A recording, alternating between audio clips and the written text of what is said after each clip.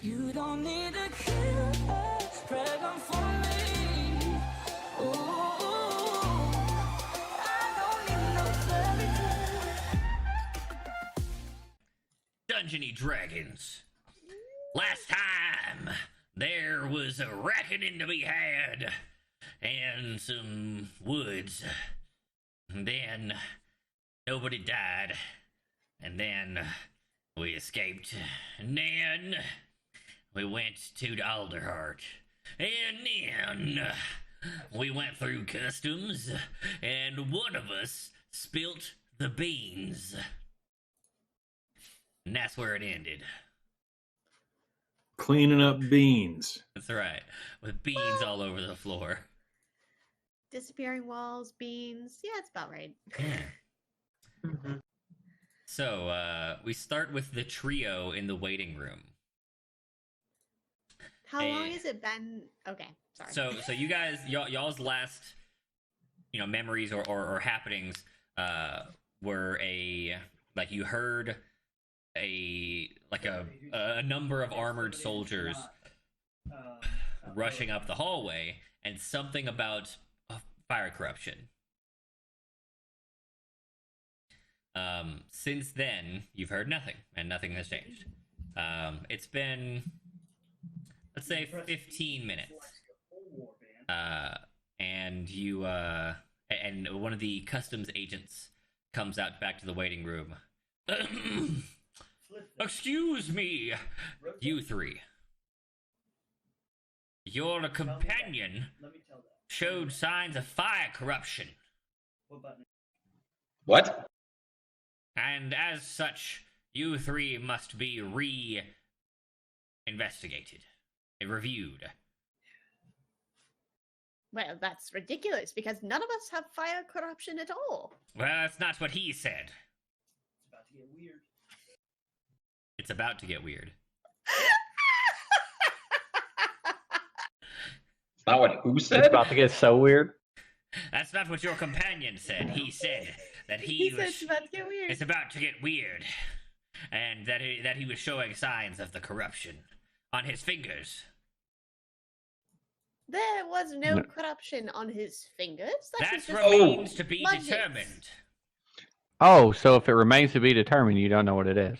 No, we're going to confirm with our learned ones amongst... Yes, I am one of your learned ones. I'm a foremost expert on fire corruption. Now, please let me give you a damn course on the topic, because that is not fire corruption. That is a birthmark with a combination of burns from from creating fires while we've been camping. Now, if you'll let me digress away over here, I will start with a presentation and show you all what fire corruption actually looks like. Sir, if you are in fact one of the Alderheart learned ones, please show me your credentials.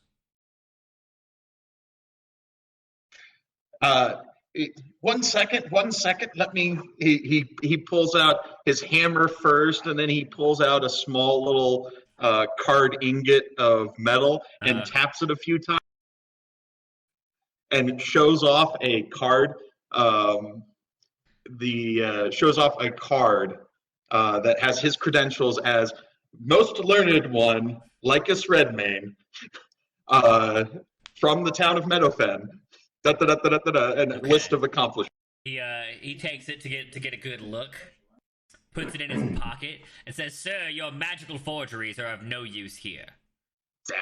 What? No, it's not a forgery. He watched you do it. You're literally standing right there, and you're like, "Just a moment."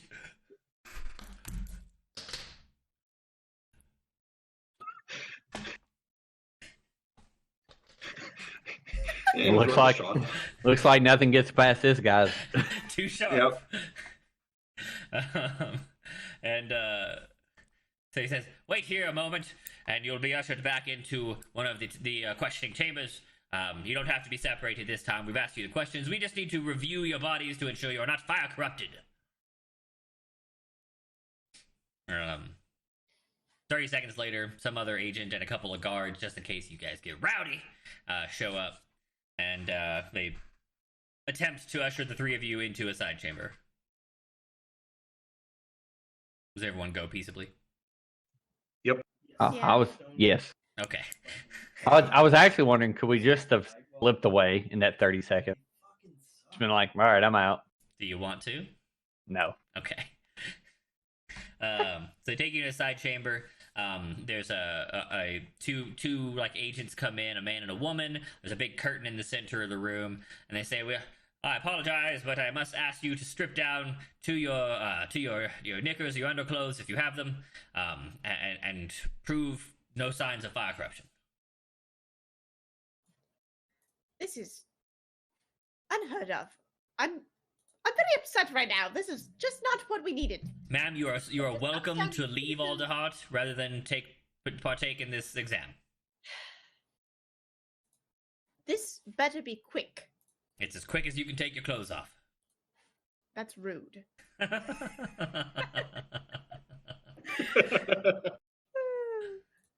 All right. Well, Genra steps aside for the female body inspector. Mhm. Nobody say anything. Haha.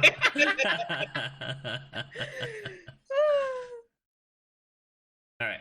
So Genra's gonna go. Did the two of you also go? Yeah, I go. And then whenever I do it, I'm naked. Okay. No underclothes for Rezek. Yep.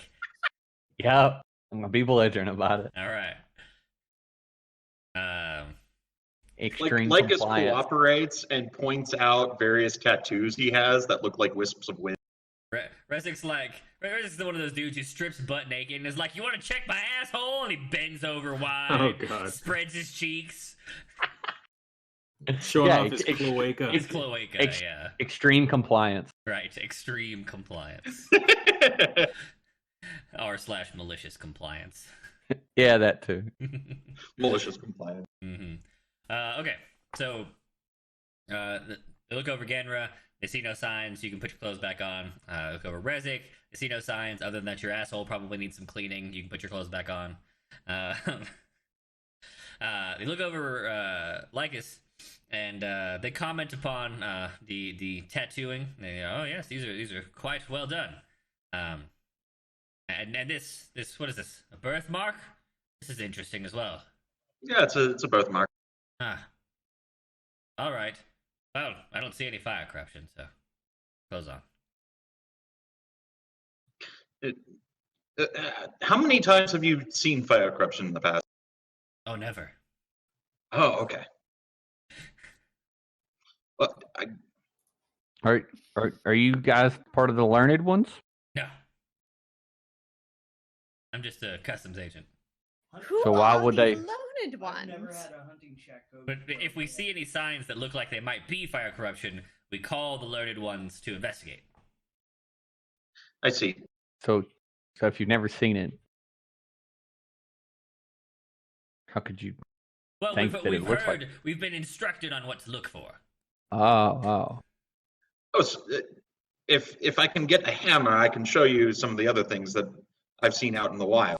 Well, we've been told that it might look like a fiery vein structure, or perhaps like a burnt wound of some kind, or just the other day we heard that they might appear with like smoky appendages.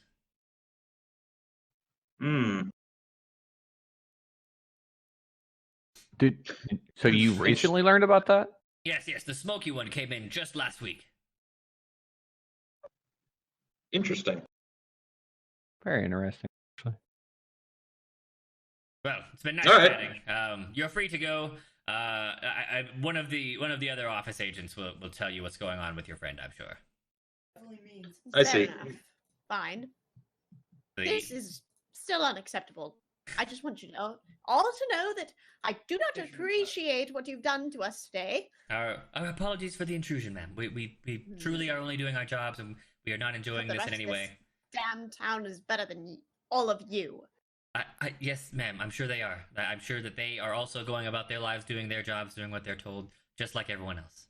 I'm sure the people that set fire to the Scorched Grove are probably just doing their job too. They probably were. Oh, joy. All right, so you guys are led back out to the waiting room, and just like as soon as you get a little bored and sit back down, the agent comes back in.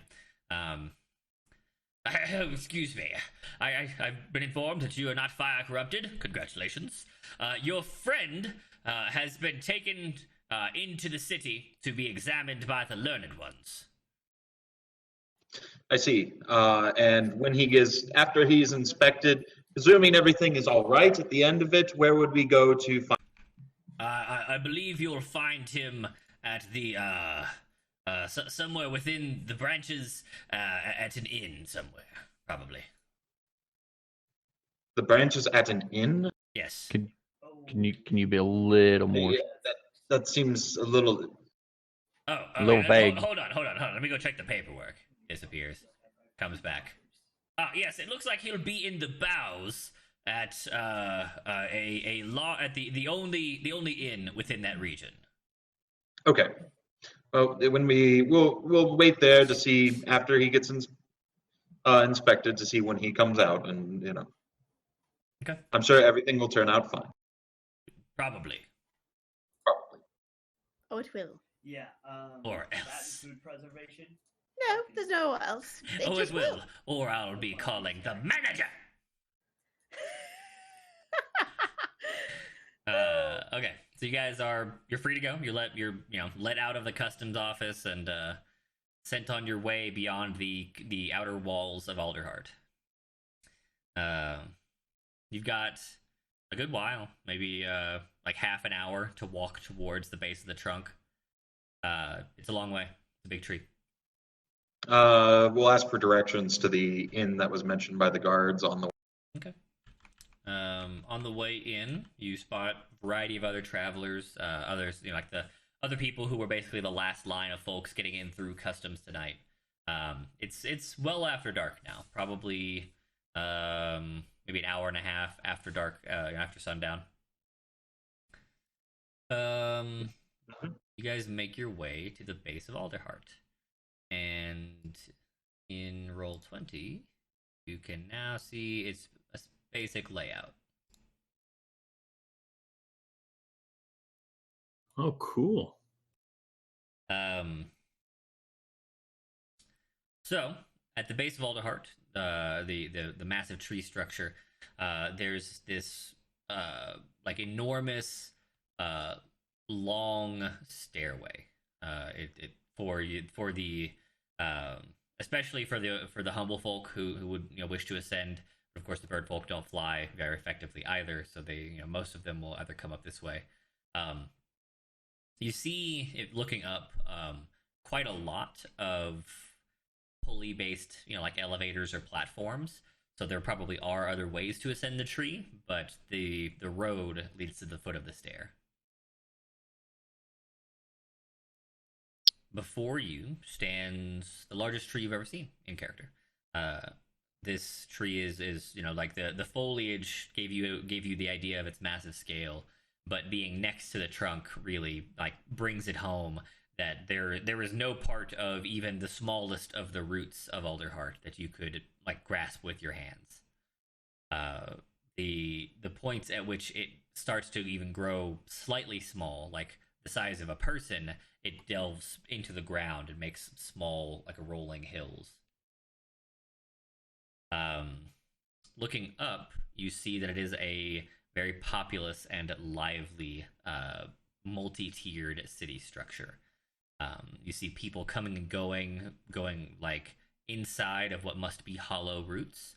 You see large holes within the central trunk area that probably let in enough light for like occupancy. And then up amongst the low branches, i.e., the boughs, you see a like what the beginnings of some kind of like better or taller structures. And then the higher it goes, the more nice things appear. All right. Nearby travelers on your way in have given you just a very rough idea of the structure of the city itself. Rezik, having been here several times, is able to chime in and assist as well. There's something called the Underfall, which is basically the bottom of the hollowed, like the lowest section of the hollowed roots, or even in like what would be essentially caverns beneath the roots themselves. There are the Bright Hollows, which is the hollow trunk and the upper hollow roots, where those holes within the trunk are letting light in. There is the Trunk Market, which sits above the Bright Hollows, which is a large hollow section that's a continuous ring or donut about the interior softwood, which is famed for its very large commoners market. There are the branches, which are the extended portions, of course, of the branches. These are mainly populated by bird folk, as a fall from this height would 100% kill any humble folk. There are the boughs, which are the interior section of the branches, but are still separated from the main trunk, which is like high class and affluent areas.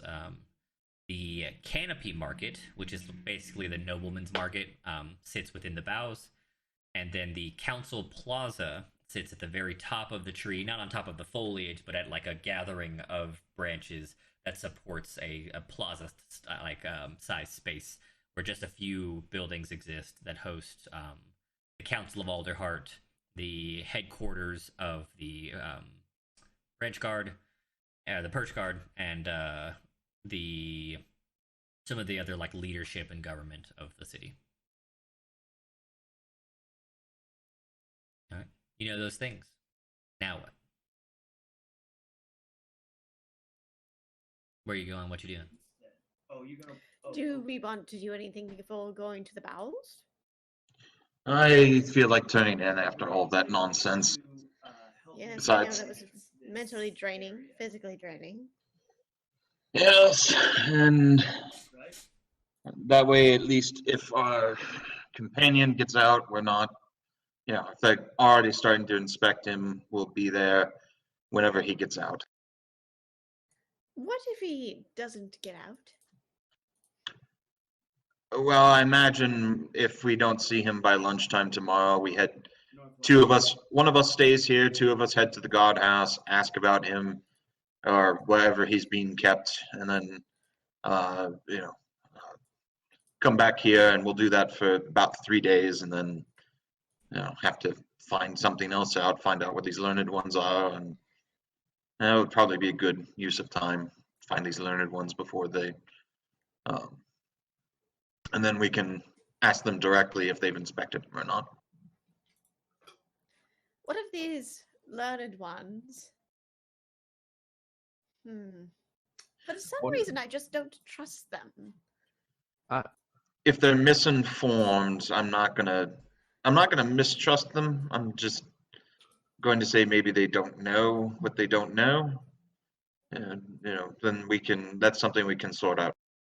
That's What a lot happened- of power they hold if they don't know something and are wielding it like that. Well, what happens if Yeah. they're intentionally misinformed? Right? Because Perhaps it's by the tenders? Well, but the customs individual said the tenders are under investigation, if I remember right.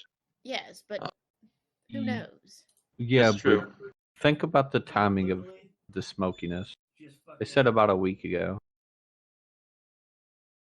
And and when did we send that? Like, when did Lily leave? Yep. It's- Well, Lily, we were in.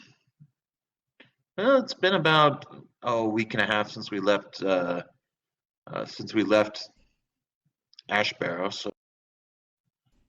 So maybe we need to find out more. We definitely need to find more about the learned ones and maybe get a grasp and see. Because if they're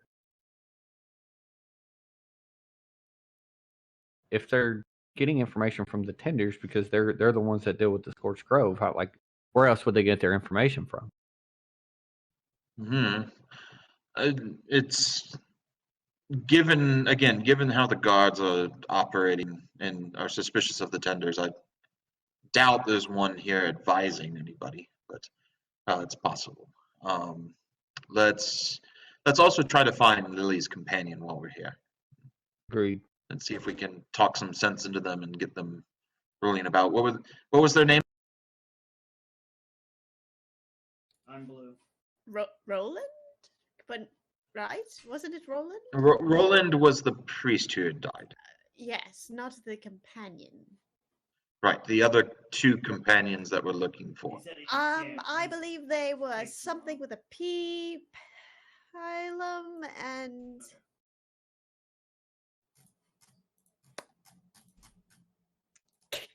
You wrote it down in the chat, didn't you? I did. I'm scrolling.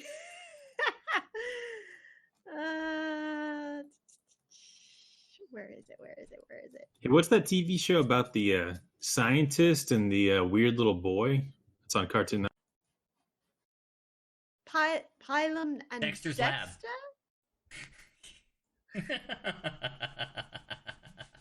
One's like an old guy. It's kind of like a Kinda. Back to the Future kind of thing. I don't know.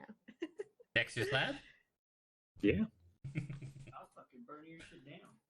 I don't. I'll fucking burn your shit down. Don't listen to him. He's not here. He's not gonna burn anything down. Burn it all Find down. it. Did I not put it in this one? Oh, I put it in the other one, didn't I? That's why I'm looking and I don't see it. Big brain. Aha. Big brain. Aha, she figured it out. Brain. You guys It's like to think it's got 4 episodes coming out soon. And it's Does it? called Rick and Morty? some. I wanna. I'm Morty? trying to ping it. Porty. Pilum and Morty. Pilum and Morty. Oh, doesn't show yes, up on it it. was Morty. That's the other name that I was looking for. And given that they traveled, well, given that other people don't remember certain things, maybe they're not remembered either, but it's worth asking about to see if anybody knows these people or has heard of them, so we can, while we're waiting on Ugla, we can travel the city finding out about the learned ones and going to try to talk to them, and otherwise try to figure out where Pilum and The one time Ugla remembers a name, he's not He's there not to at the take advantage scene. of it. hmm I agree. Let's try to find them while we have some extra time on our hands, and then hopefully that will allow us to be productive while we're waiting on our friend. Yep. I'm down for that. And Genra, maybe we can try to play here in the inn to earn some coin so that our stay is not You're definitely right. I could use some time in front of an audience because it's been Mhm. quite a while. So yes, I think that would be lovely. Yeah. You also Let's- want to check the crafters market and see about Star Metal? Yeah, and we can see if they want any of the talk to them about Sky Metal. I have all my ball bearings with me, so it'll be an interesting time to talk to them. They'll probably want to make some sort of what is it that where you lay metal over other metal? That's a good question. What is Folded? that? Alloy? Can I call it? Not an alloy. It's where you're actually just coating the metal, one metal with Composite? another. I don't remember off the top of my head. I'm just gonna keep moving along. Plating it? Plating, thank you. Oh, yeah. Mm. Maybe they'll want to plate some of the weapons or other items with. That, or they could even want to maybe use it for some type of welding. Mm. That's a Like, because you that's gonna can. be very expensive. But we can use these ball bearings as leverage as well. So Yeah. I guess it's several opportunities. All right. So what's the decision? Are we headed straight for the inn? Are you going other places first? I think we're heading to the inn because we don't know where we're going and we want to get there before rooms get, room. Okay. Well, that plus we can know the price of the rooms, and we Yeah. know how much money we need to get or don't need to get. Okay. You guys make your way up Alderheart. Rezik, you've been here before, so the wonder doesn't wow you as much anymore. It's still a cool place, but you've seen it. The other two of you, this is amazing. You've never been in a city so big, especially Genra, like a hometown country girl. The sheer size of most of these places is as big as Winnowing Reach at every level. the number of people is like 10x winnowing reach in a winnowing reach sized area. When you move, so the outer stairs, the stairs on the outside of the tree, will take you. Where'd my list go? Will take you up as far as the Bright Hollows and its trunk market, and then you'll have to take either an interior stair, or if you have the coinage, you can pay for one of the pulleyed lifts. Passing into the Bright Hollows, you see this is probably where the most people reside. There are like the number of homes and domiciles in this area is enormous. They line the walls, they line the interior of the softwood. They are fucking everywhere, as well as the streets and alleys are filled with refugees. It is shoulder to shoulder now, as it's basically dinner time here in this area. You have a pretty hard time making it through Bright Hollows and the subsequent trunk market if you're planning on taking an interior stair.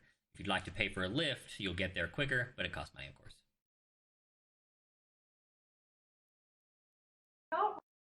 You were You shouldering your way through, or are you spending money? That's the fucking cat. first. Hi, cat. Cat's trying to get him a beer. Well, let's take the scenic route for once, and then we can pay for the next time if it's Yeah, but it only takes meaningful. Worthwhile, yeah. I agree. Off we go. So we're gonna hook.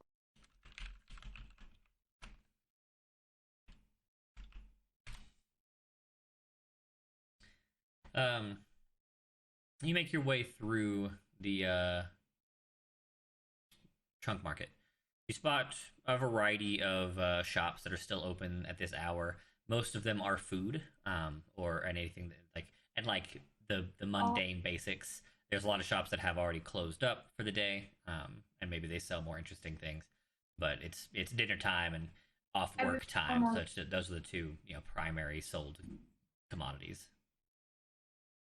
Oh, it's 8 o'clock. I heard a firework. Now there will be howls. Ooh. Okay.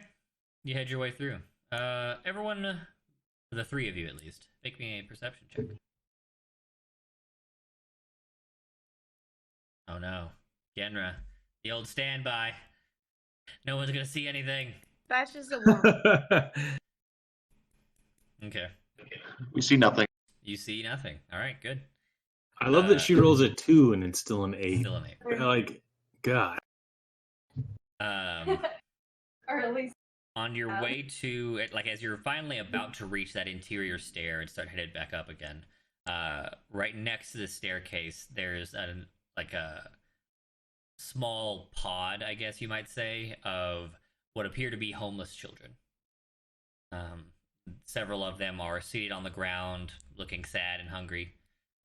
Two that are maybe a little older are appealing for alms to passersby. Please, sir. Money for the poor. Tuppence a bag.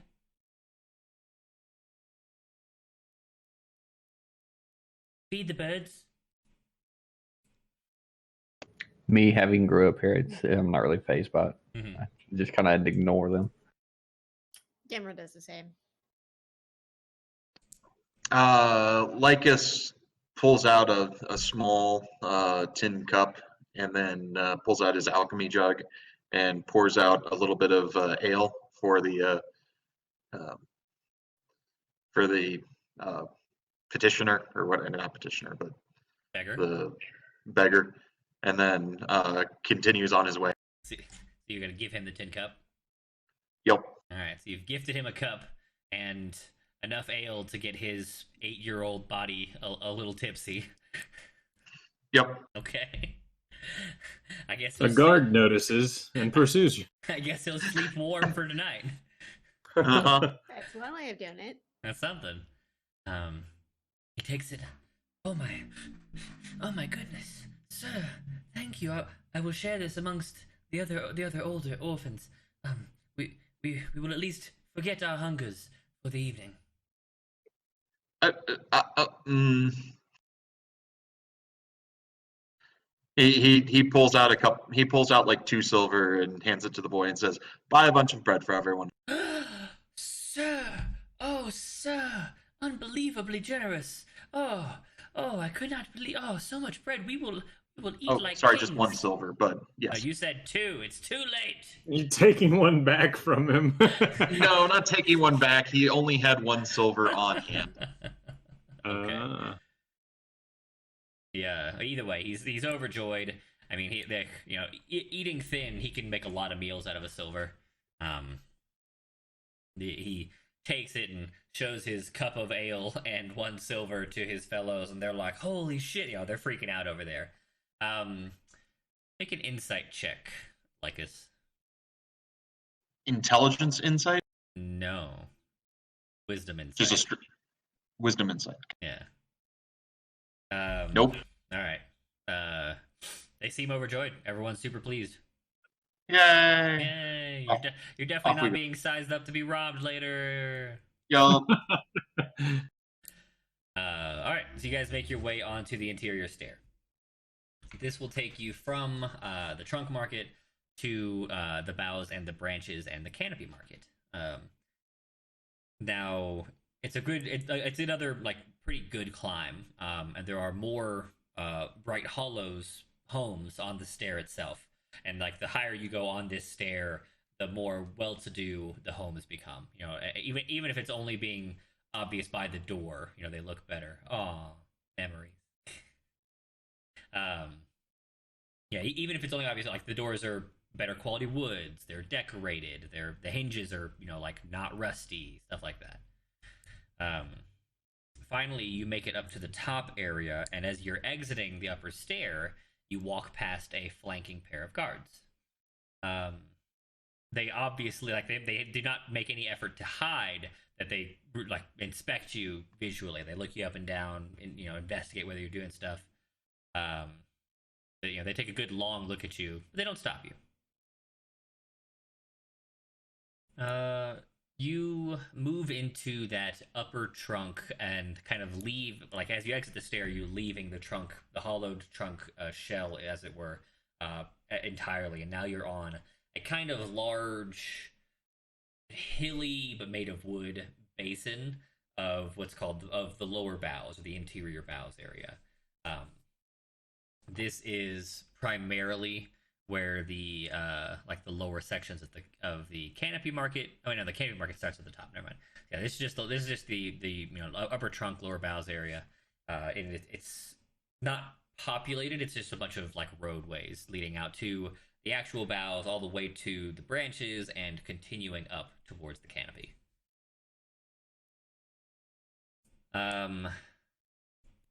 Rezik, you have only been up this high maybe once. Largely just because the goods you were selling were better suited for the trunk market. The only time you came up this high was to sell something particularly rare at the canopy market, because you figured you'd get a better price. Normally, on all your previous trips, you would have gotten less money trying to sell it up here, because it was not as useful to the more affluent personage. So you make your way into the lower boughs. It's suddenly this is a beautiful neighborhood. The homes are extremely well crafted. There's color, there's light pieces, there are windows that were never existed before. There are statues and gardens and gazebos. There are it's not grass, but bushy lichen, bushy moss. Is making up grass-like structures. A lot of the buildings are obviously functionary, though most of them have closed due to it being night. And finally, you make your way into the boughs proper and spot the only obvious inn, which is just this solid 2.5, maybe 3-story. It looks like maybe 2-story with an attic kind of building. Tall, very like colorful, very inviting looking. Like the people who built and painted this building obviously knew what they were doing. The exterior sign swings in the wind. It has no label. Just has a like a round table with chairs. It's kind of like a dogs playing poker, but carved into wood. But it's birds eating dinner kind of deal. Do you go inside? Do you do anything else? Is this the place we were looking for? Like this is the only inn you know of, like outside of the trunk. Like, there are no inns but this one from here to the top. Yeah, this is the only one that I'm aware of. Okay, fair enough. Are we going to go in, or are we planning on getting food? What's our plan? Well, if we were going to get food, we would have done it before we came up here. Does this inn have like a bar at the bottom, or? Oh, there's definitely food anything? and drink here. It's just gonna cost a lot more. Cool. It's gonna cost a lot more. Yeah. Well, I mean, I guess you're right. We didn't really take the opportunity to get anything on the way, so shall we not partake tonight, I suppose, unless you are going to spend a ton of money, in which case, we could see how far that could go between the three of us. I don't have much. I have some, but not much. So we could always do a good berry tonight if we want. That actually sounds pretty good. True. Okay. I look forward to Rezik casting his first non-Hunter's Mark spell. He's gonna pull out some acorns and be like, abracadabra. That's definitely how Rezik makes magic happen. Obviously. And with the good berries, there'll be a stein of ale to go with it for everyone else. Right. Alchemy jug plus good berries. Eat and drink forever. Yep. Basically the pirate's diet. Could Pirate live off slash strawberries and beer forever. Definitely. There you go. Strawberries and beer forever. I mean, that's starches, good calorie content, an okay amount of vitamins. Died. Tastes good. Magically fortified. Magically, To give- yeah. Yeah, Always. magically fortified to make sure you're satisfied the rest of the That's true. day. That's true. The good berry contains all essential necessary vitamins. Wow. And completely fills you. Yeah, somehow fills you up despite only being the size of an apple. Heard it's got a lot of splendiferum in it, though. That's right. Supercalifragilisticexpialidocious as well. Gotta be careful with those. Okay, so you guys head for the inn. How much are prices for the stay at the? Well, you have to go inside first. Okay, fine. We go inside. Outside the door, there is a young or young-looking, perhaps, Luma female who is dressed in a waitress's uniform. But it's intended to be inviting, if you catch my drift. Oh. She. What did you say? Sorry. Did You imply said Mrs. a young Pepper? Dallas, and I'm like, Pepper? And then you're like, she's a prostitute. And it's like, oh.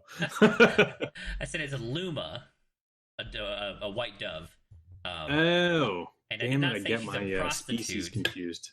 I meant that she's just dressed provocatively to attract customers to the inn. Not that she's a prostitute. Oh, I see. She's So it's like just a- a like a- maid like a cafe. barmaid. Right, yeah. She's a It's like a barmaid. Yeah, she's a hot barmaid. Hmm. Anyways, You ask for more. right. When you said Depending she's on meant what to you're seem paying very for. Inviting. inviting. Right. Yeah, that inviting word there. Yeah, I mean, and she is. Like, her intention is to draw you to the inn. She's inviting. So, I guess signs are inviting then also. yes. I mean, they are. That's true. So you guys start to approach, and she flutters her Luma eyelashes, probably, or some shit. She ruffles her feathers, and Yes. She Are her feathers arranged like old timey bloomers, in, like the 20s with those like ruffles or whatever? Sure, sure. Why not? Um, she ruffles up a little and opens the door for you, and I mean she doesn't say anything. Her job is just to look nice and open the door. That's her entire position. I could do that. I would love to. Well, Do at least that. half of it.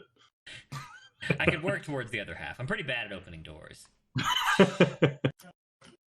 Um, so inside, it's a well lit tavern full of rich aromas. It smells delicious.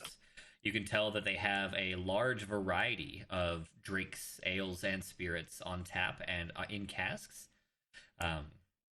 There is a it's not full, but it is comfortably filled, and the denizens are obviously well-to-do. They're all wearing nice clothing. They look like they bathe every day.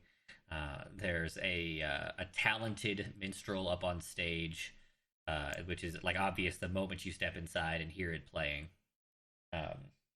And sitting in a like large, I don't know if they'd have leather in Humblewood.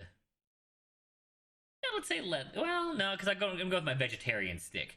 In a large feathered chair. Looks to be Ugla. Though Goose feathered? Goose feathered, maybe, yes. Yeah, Ugla sitting in a large feather-backed chair, seemingly kind of out of it, staring into the fire, staring into the like the large chimney fire.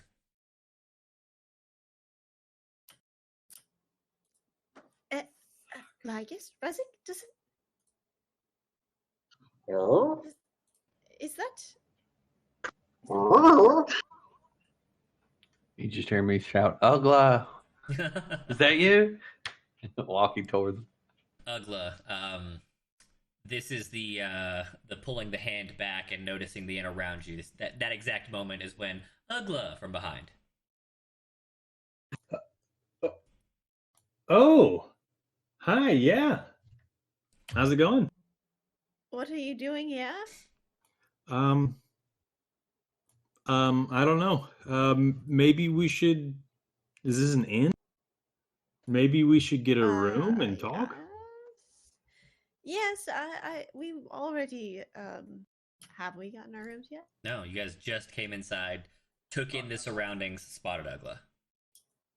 Well, yes, I suppose we do need to get our rooms. So, yes, I agree. Are you okay? Yes. Think so. That was not very convincing. Well, I was somewhere else about 30 seconds ago. That So is okay. You need to be calm and quiet when you speak like a crazy person. So, yes, let's get our rooms. What do you all say?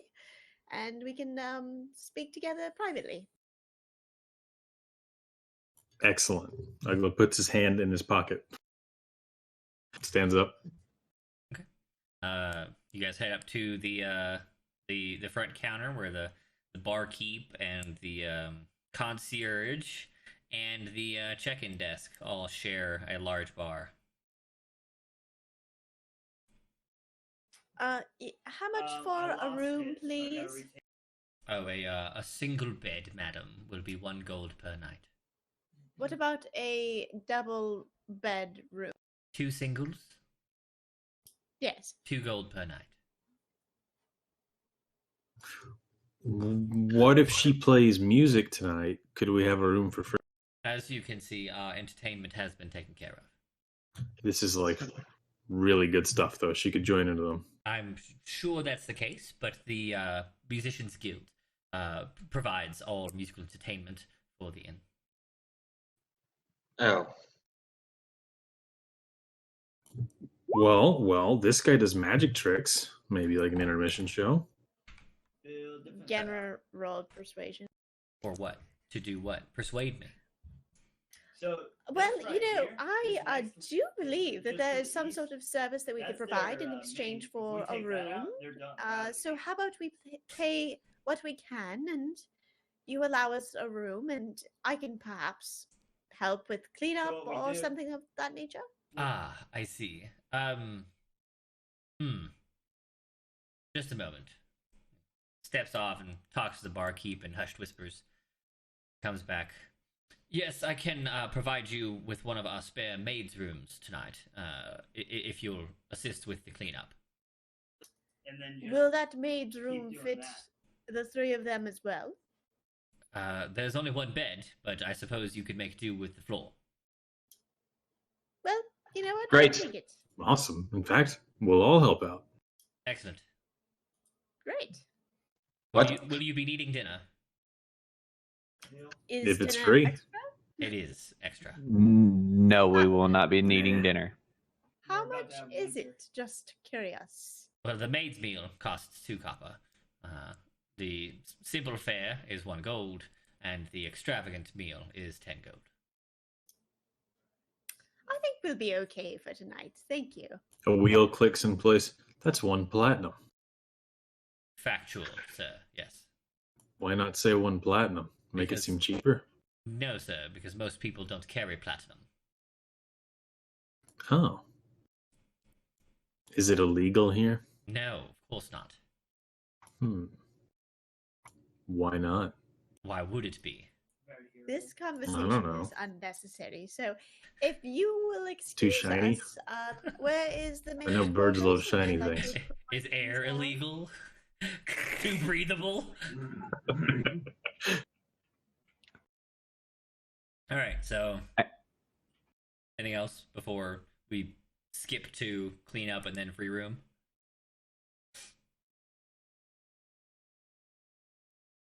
Rezik, you seem like you had a thing to say. Well, I was trying to determine, like, the maid's room. It's going to be around other people. The wall's probably going to be very thick. This isn't too bad. I love how Austin was like, yo, Hmm. So yes or no, time jump to clean up. Time jump to clean up. Okay. We time jump a couple of hours. They like before things really start to wind down, they start to grab like one of you, and then another one, and then another one. Is basically as people start to filter out, and there's more cleaning that can be done. Are there cleaning gloves? No. There's no like special gloves for cleaning. No. Ugla doesn't need cleaning gloves because he's gonna get his hands dirty while he's cleaning. Yeah. No, he's just going to keep a rag on his hand the entire time. Or that too. Makes There a you go. better idea. Either Yeah. way. So the inn, like, the inn doesn't close. They still run the room, but the kitchen closes, and that's basically the sign that most people are leaving. The bar will stay open pretty late, and then the inn itself will stay open just for the coming and going of rooms and such. After the kitchen closes, 2 of you have been employed to start cleaning there, and after the bar closes late into the night, the other 2 are grabbed, and you guys help with cleanup. Everyone, Do some of us rest while we're waiting for our shifts? not particularly. I mean, why do you need a rest? No, I just I don't know. I figured maybe if we did Oh, let's wait. that, we could at least ensure that we all Let it got be- a lot of sleep or something. I don't know. Oh, Just- I mean, I'm not saying like you're cleaning until 4 a.m. or anything like that. It's That's just what I like- was worried No, about. no. Like the bar closes at midnight. You're gonna have plenty of time. You'll finish cleaning up by 12:30 or 1, especially since you started cleaning at like 10 when the kitchen closed. Got it. So you wrap up cleanup. Need everyone to roll me a cleaning check. You can roll either dexterity or wisdom to clean.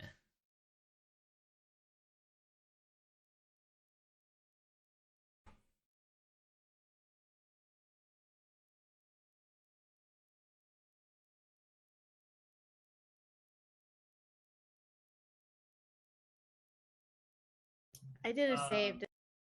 It depends on Doesn't whether matter. if it's not different, then it won't matter. Lycus?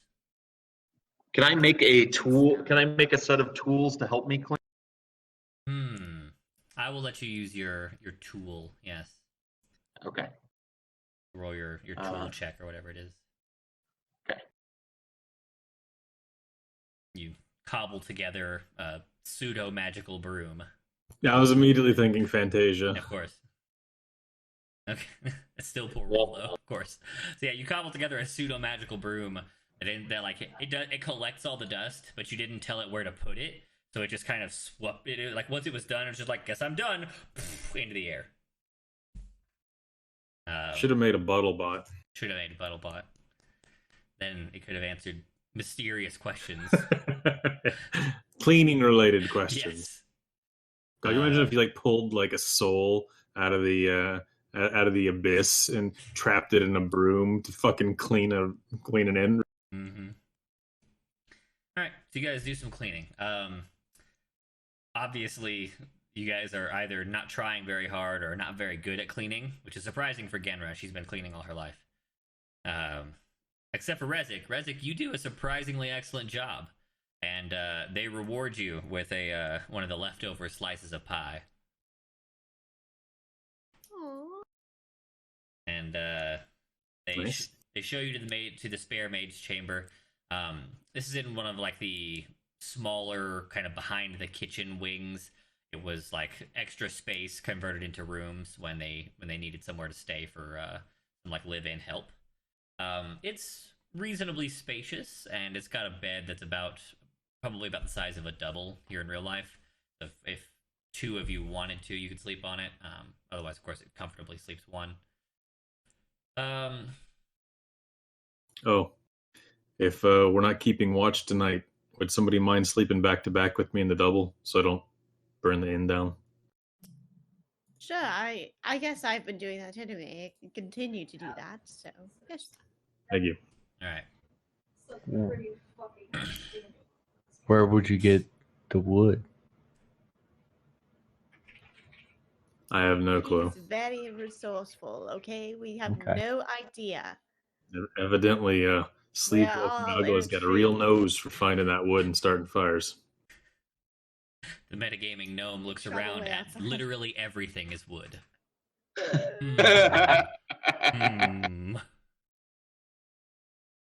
Yep.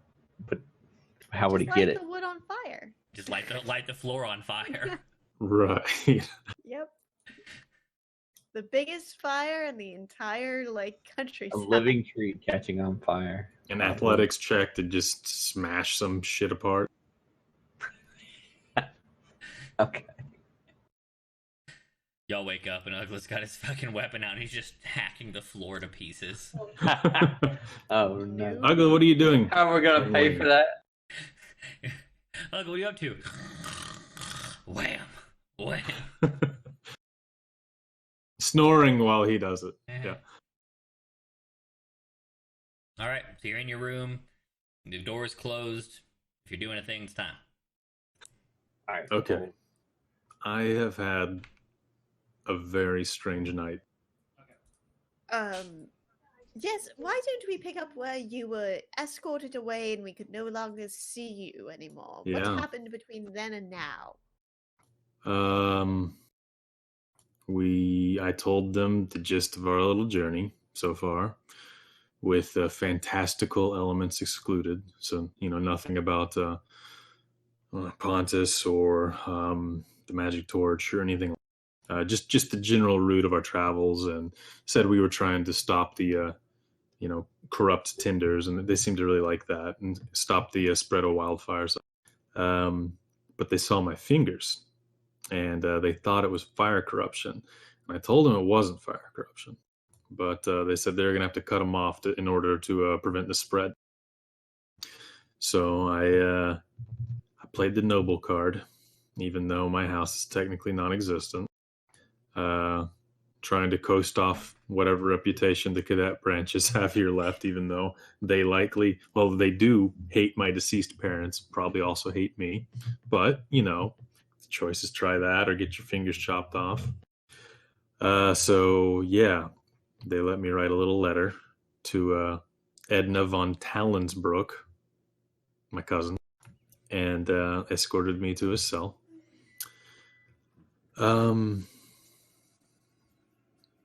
Then, while I'm in that cell, a letter comes under the door, like legitimately 5-10 minutes after I was.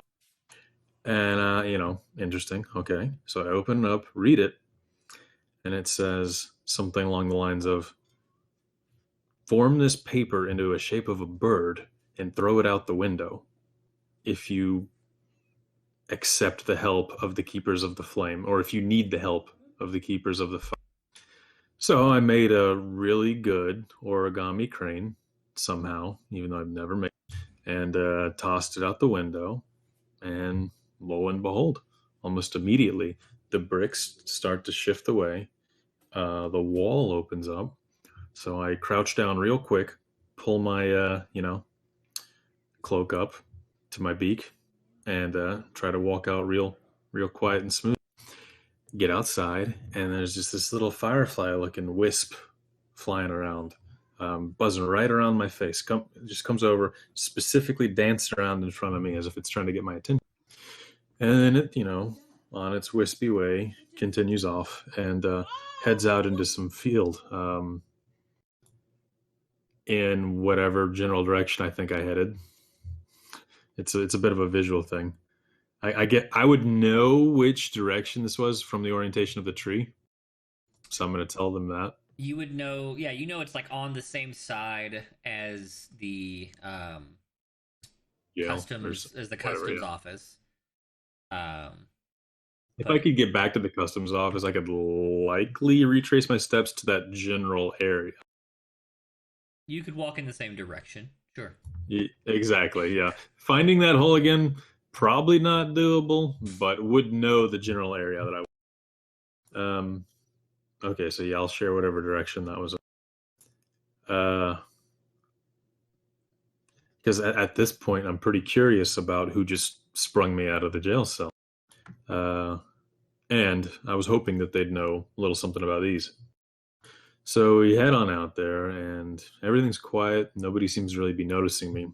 Following the wisp, I come to this hidden hole in the ground, proceed down a long, extremely dark tunnel. Can't really see my hand in front of my face, but I can see this wisp out in front of me. And it leads me to a chamber with a bunch of people creepily chanting in a circle with little fires everywhere, and then a great altar in the middle, or a great bonfire in the middle with a good number of people at that. So I approach the bonfire, and there's hooded figures there, and I just say, "Good, I'm what's going on? Thanks for getting me out of jail," or whatever it was, the holding cell. And I ask if Pilum is there, and don't really get a response on that. And they say something along the lines of, the torch bearer has fallen, a new one must take his place, or all will be lost. And they're seeming real shady, like. So I asked them about Roland, and they said that Roland is doing whatever he sees fit. And I'm like, oh, interesting. And I said, so are you guys trying to spread corruption? Because I don't really want a part of that.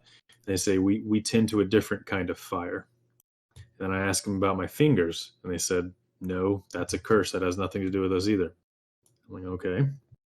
And so they said, do you submit to follow in the footsteps of the fallen torchbearer, who has been replaced with a fraudulent torchbearer?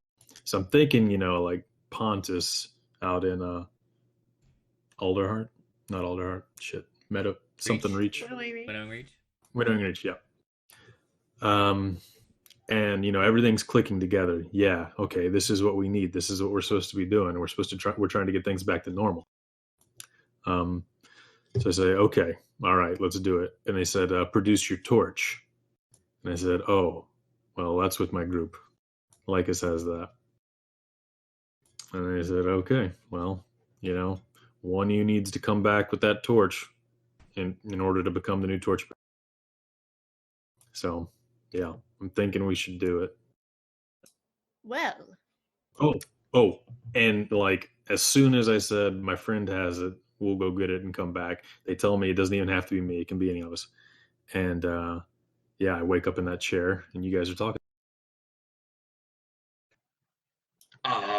This is a very strange story, and Oh yeah, it was you way spookier than I made it sound too.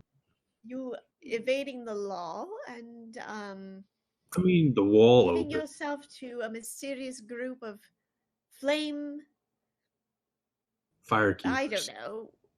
The fire Fire keepers. keepers. I don't know Hey, that quite they knew means. Torchbearer. I mean, they knew Pontus. Like, I think we're on the Did same they team. know them, or did they just agree that they knew them when you said the names?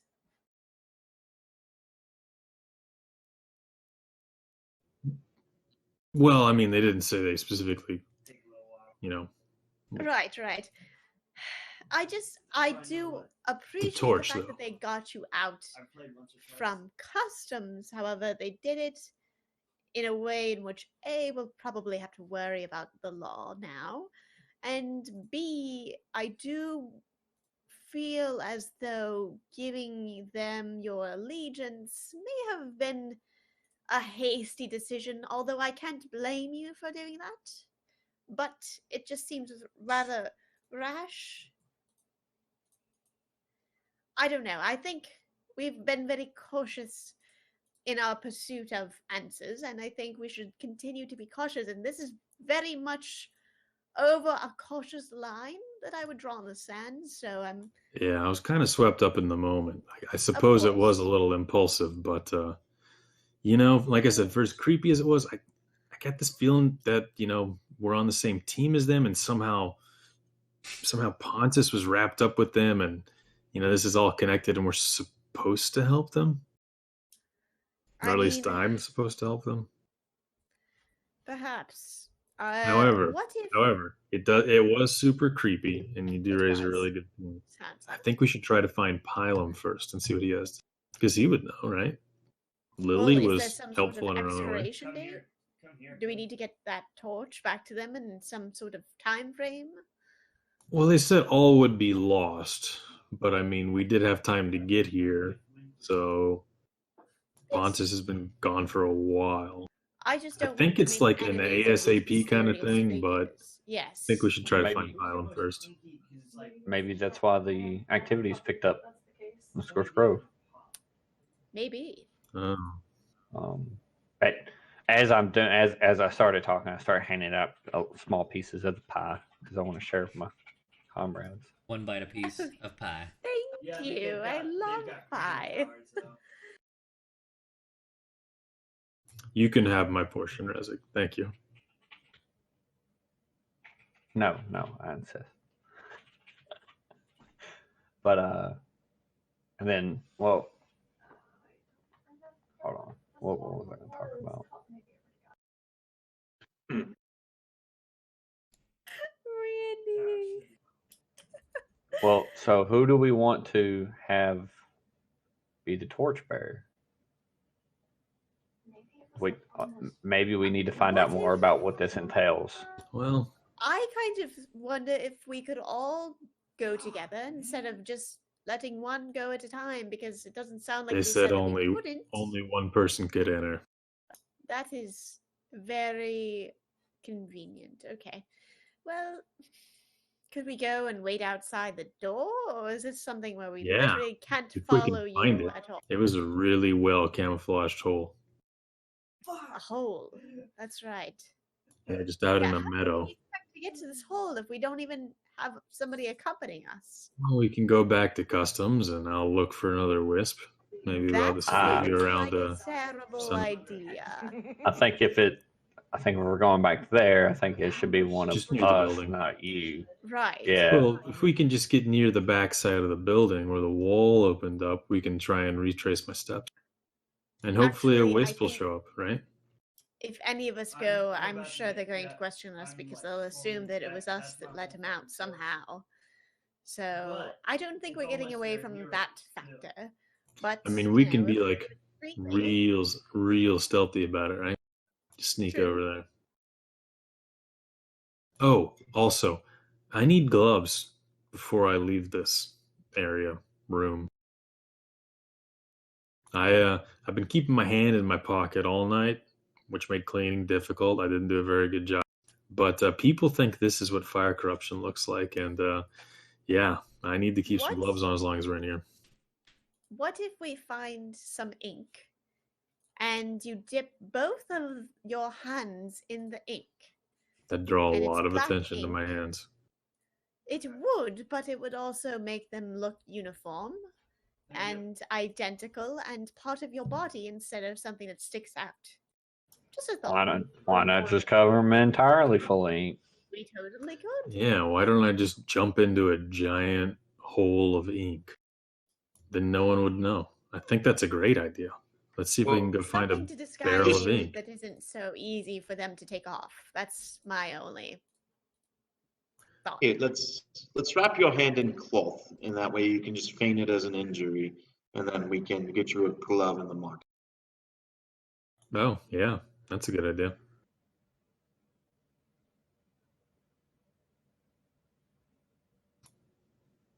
Yeah, we'll tear up part of this bed sheet and wrap it around my hand.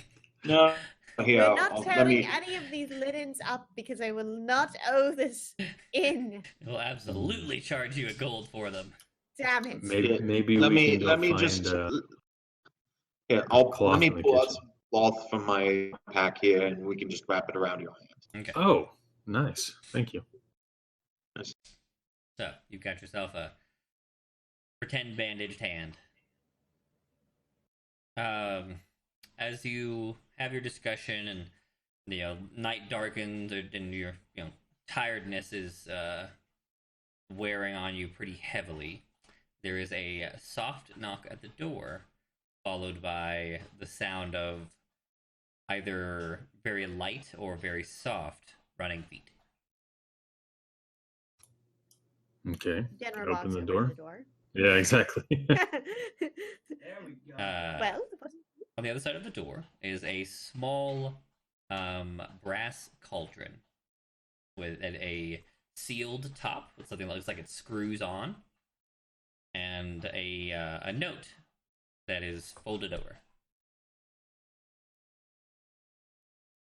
Genra picks up the cauldron and the note and closes the door, walks into the room, and says, "Well, it appears we've had somebody drop us off a little gift. Shall we see what this note says?" Sure. And then she reads the note out loud. The note is short and written in a hasty scrawl. It says, "For the Pretender. Finish by morning." And there's a series of 4 symbols on it, on the like below that, and where you would put a signature, I guess. Who would this pretender be? And what's in this cauldron? What is the bottom of the letter? Like, as you look over and you spot 4 very familiar looking symbols. They appear to be representing the elements. Yeah. Ah. Rolled Arcana, just in case. Same deal. They're not magical. Same. The Arcana tells you these are not of magical nature or note. These are an alchemical sign. Fire, water, earth, air. Oh. Huh.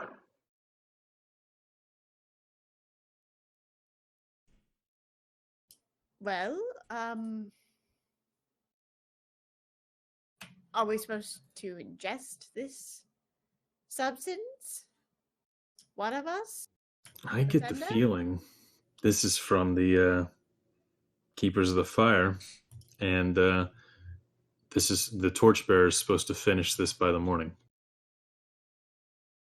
Maybe it'll zap you on over there. I At mean, this point, I feel like maybe you should be the one to do it, Ola. Or maybe since it's for the pretender, I think they something mean bad. pretender to the throne, like claimant of the title of torchbearer. I mean, I guess it could be poison, but I don't feel like they would have like giving us poison randomly. Well, what did they say about the pretender? Let me read it again. I gave you all the words. It says. Is the pretender written with a capital letter? No. No. Okay. And they didn't call you a pretender when you were in their midst, Yep. Ogla? So Gray is next. No, they said torchbearer, but they said somebody needs to replace the torchbearer, and I feel like somebody like replacing it, taking up that mantle. I can see pretender fitting that definition. I really don't see it. I mean, a pretender is somebody who is falsifying something, right? Are you falsifying the torch? I Are think you it not means. the torchbearer? I mean, so that there is like somebody who's pretending, but then there's also like a claimant too. It has two definitions. I just don't understand the significance of the alchemical symbols down here for Nor do I. all They're four fire. elements. That's the Right. part that's curious, and you'll see that the same triangles is the same as my birth. Oh, Really? Lycus Is there removes, anything- Lycus removes his outer coat and is like, "Look at my back." There they are. wow. Oh. Perhaps this is meant for you? I think I'm not sure. Perhaps this- Why would It's got this your have? symbols on it. It's got the With- one. It's.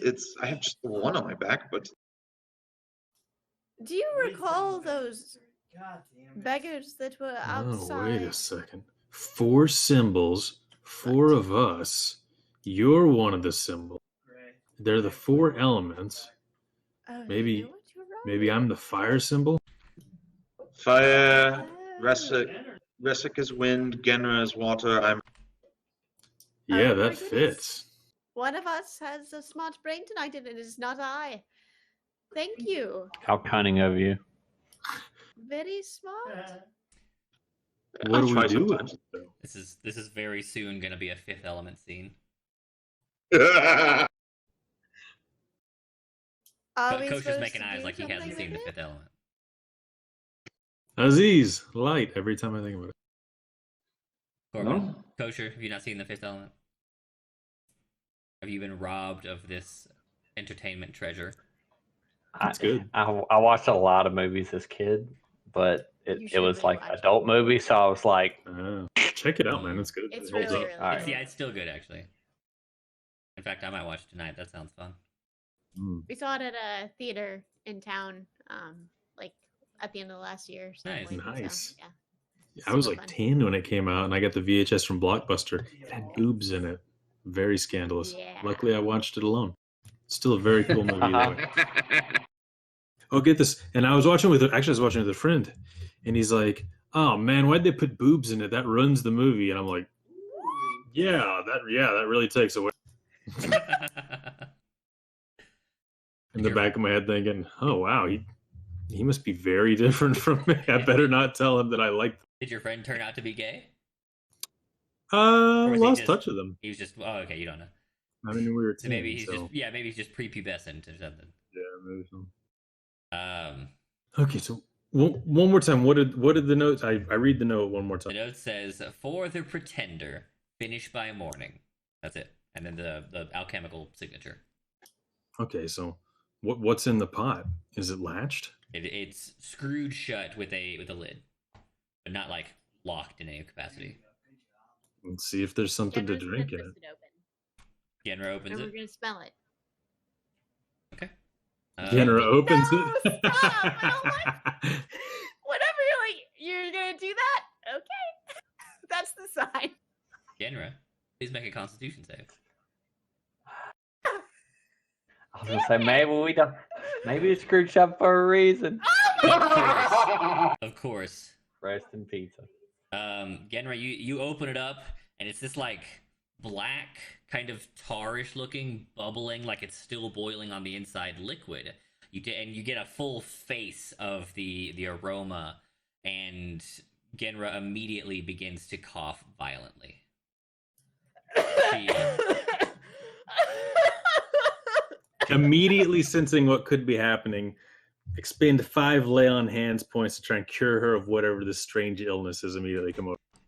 Can you does Slant Hands do poison? Yeah. I Poison believe so. and illness. Cool. Maybe she won't die immediately. Maybe. Yes, neutralize 1 poisoning effect. Okay. Okay. Genra. So she's coughing and coughing. You realize, like, you jump into action. You run over. You burn 5 lay on hands to heal her of 1 poisoning effect, and she takes this huge, gasp of air in, rolls over onto the ground. Your whole body is shaking from how violent these coughs were. Where she was facing the ground are blood spatters, even though she was only coughing for 6 seconds at most. And Genra, you rolled over. You're not coughing anymore. You still feel awful. Something's still wrong. It's not over. The other 3 of you make advantaged Constitution checks. Here we go. This is where I die.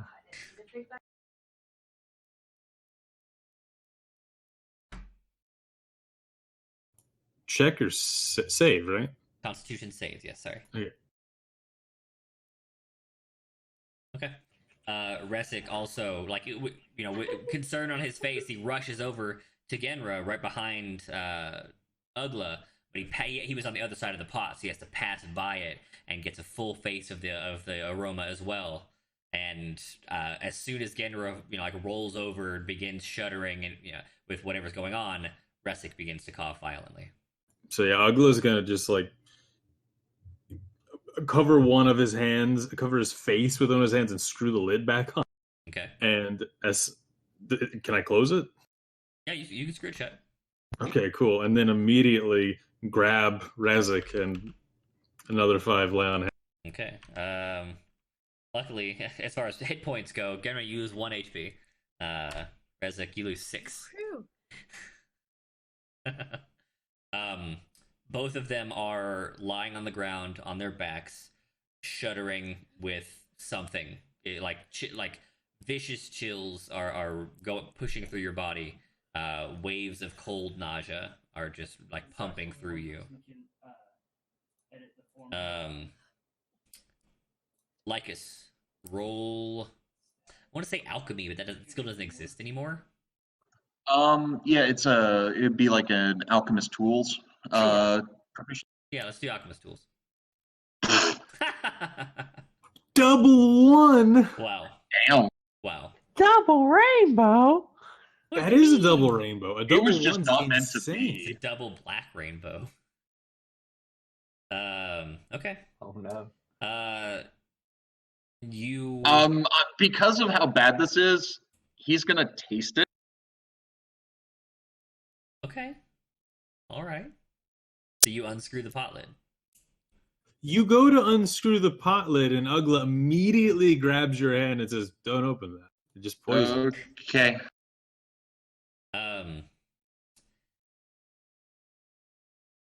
Let me look at some character Are sheets and do. Are they conscious? They are conscious. Their eyes are open. They are just racked with shivers and nausea. Yeah. And I cured them of some poison, I think, but they don't look like they're recovering. They're not All right, dying. They're not good. Yeah, this might be able to help a little bit, and he's gonna make his little turret as a protector to provide temp HP to Resic and Genra. for the next hour. Okay. How many? 1. It doesn't matter. Don't bother. Okay. For mechanical purposes, Genra and Resic, you will lose 2 Constitution points every hour for the next 12 hours until you die.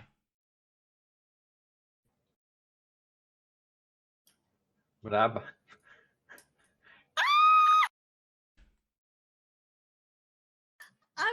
die? And let's see, you've got your con's 13, so you die in 7 hours.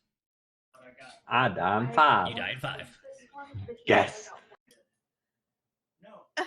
Well, I'm glad we rolled well on those saves. aren't you?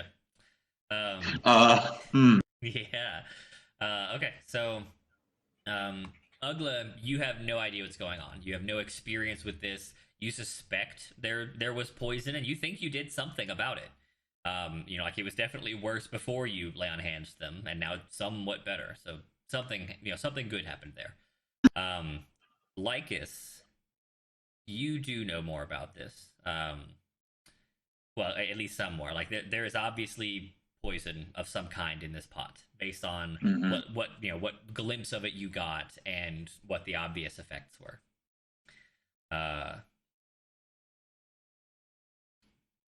The note had alchemical symbols at the bottom. You have an alchemical birthmark. There's a distinctive alchemical problem in the room. He is going to ask Ugla to keep those two safe for as long as he can. And he's going to be using his right tool for the job feature to produce an alchemist kit. It takes an hour of uninterrupted work to make the alchemist. Okay. And then he's going to be spending a good amount of effort trying to come up with a generic antidote or something to try to help. Okay. Okay. So, Ugla, you're tasked with nursing the sick here. Sick people, your shivers and your nausea are slowly but steadily growing worse. You feel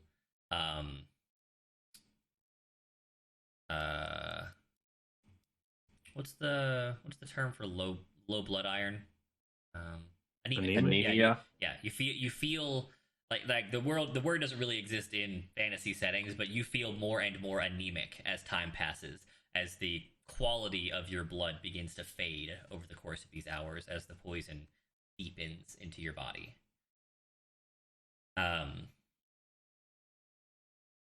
Lycus, you spend an hour using right tool for the job. You grab random shit from all over the room. You run back into the kitchen and start grabbing metal implements. You grab some spare glass.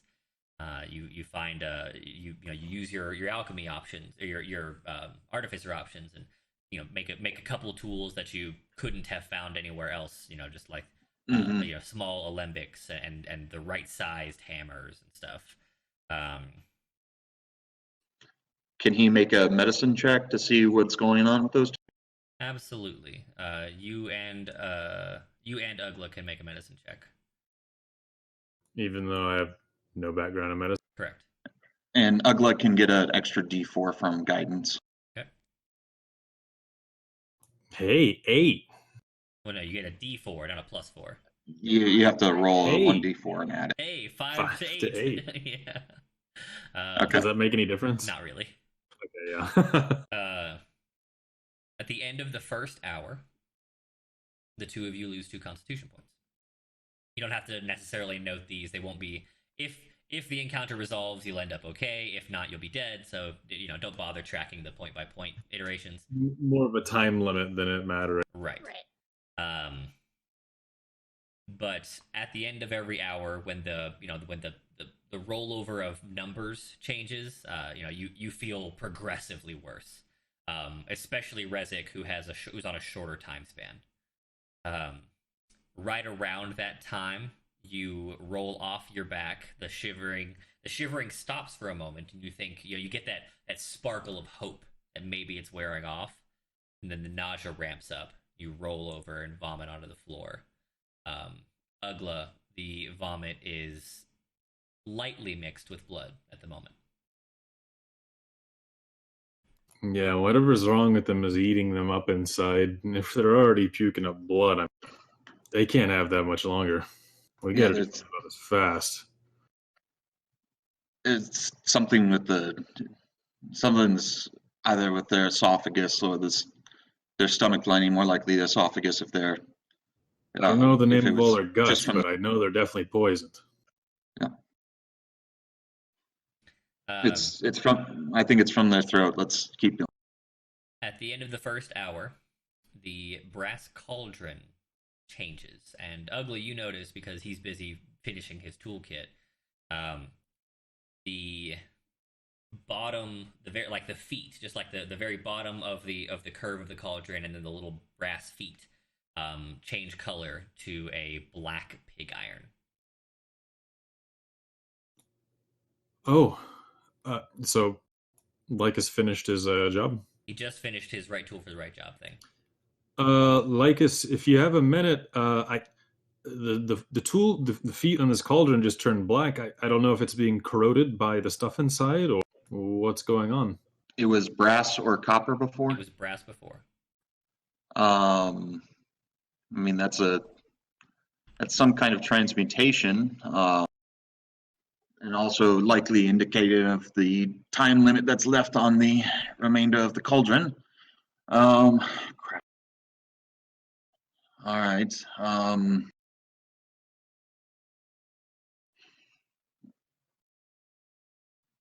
What would be an appropriate role to kind of take a guess of what might be?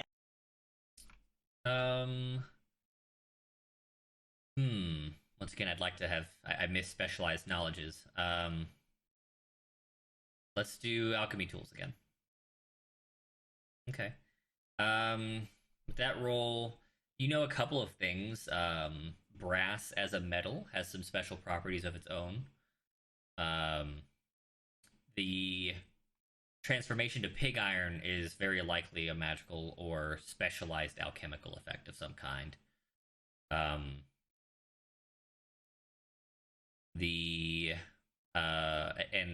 lastly, and probably, and the only tip I'll give you, unless you have a clever idea later, most antidotes or antigens are modified versions of a poison. Modified versions of what? Of the poison. Right. They bind with the poisons. Right. Yeah.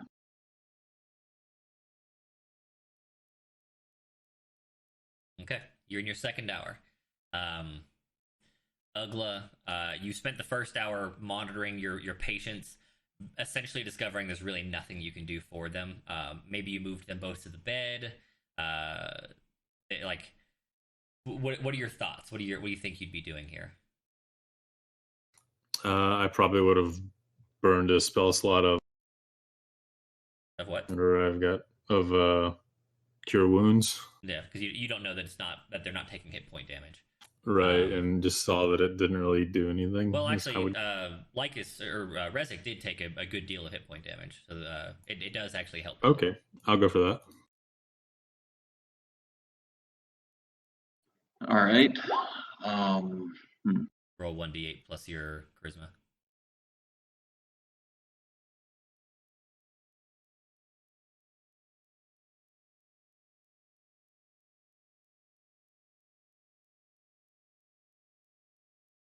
Okay. Rezik, you're healed to what is your current maximum HP. But of course, so I see some of his wounds close. Yeah, you see no, actually, because the damage he took was internal when he coughed up blood. So technically, I guess I could say like a little color returns. He looks to his healthier, cheeks. right? Yeah, he looks healthier. Okay. Second hour. What are your thoughts? What are your plans, Lycus?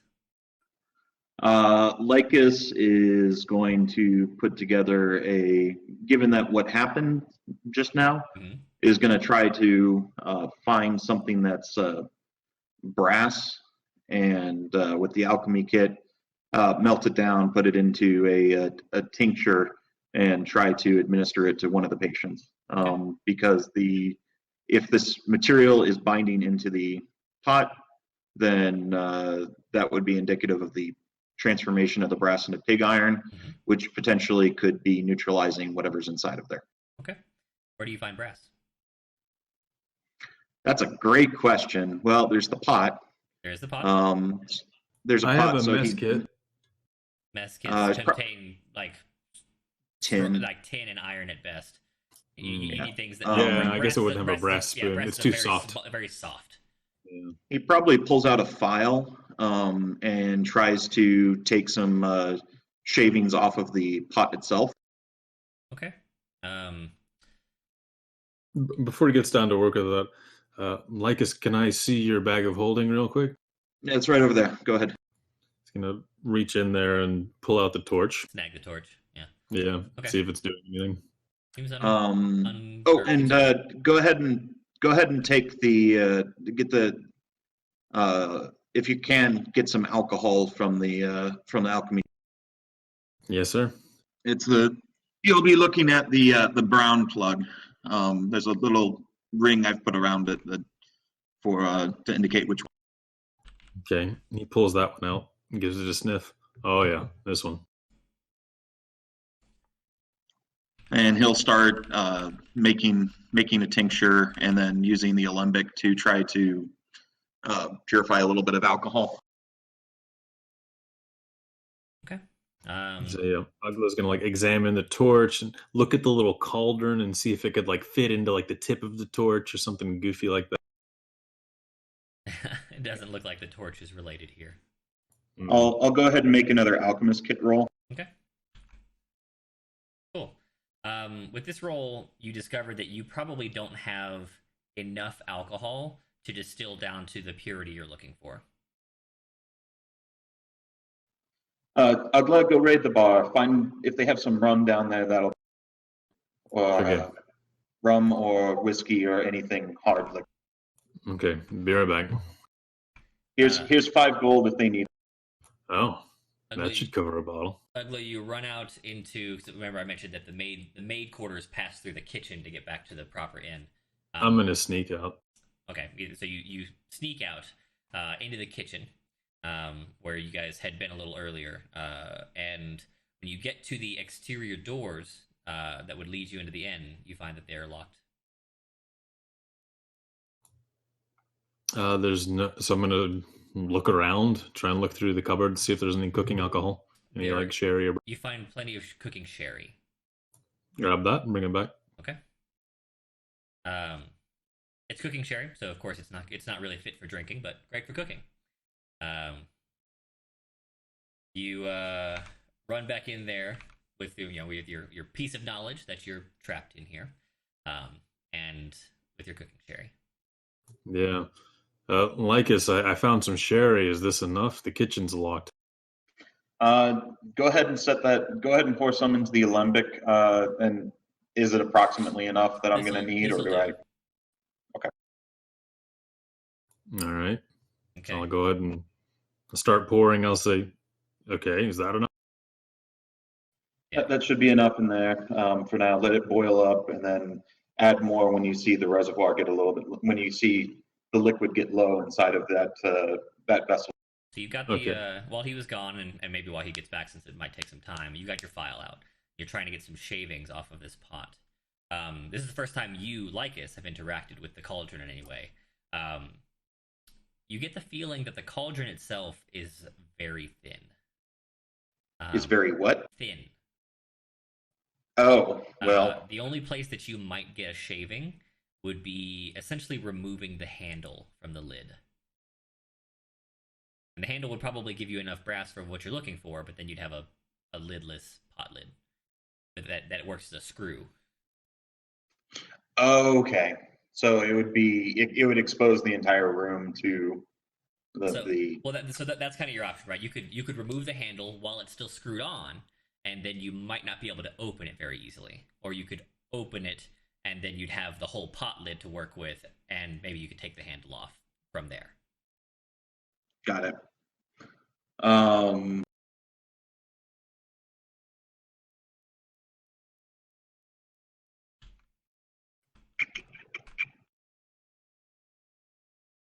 And there's nothing else in the room that would provide.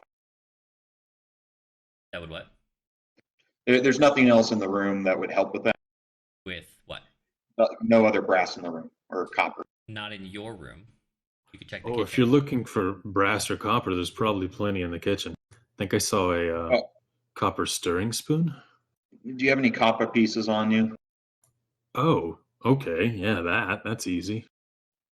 So try to cobble together some copper pieces into what we need. And alternatively, if there's a box or something that you can put around that we can put around the cauldron, we'll go ahead and get the remaining off of there.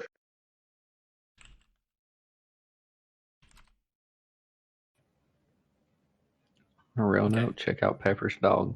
Just I waiting see for it, her. Yeah. So sweet. Oh, you brought me treats?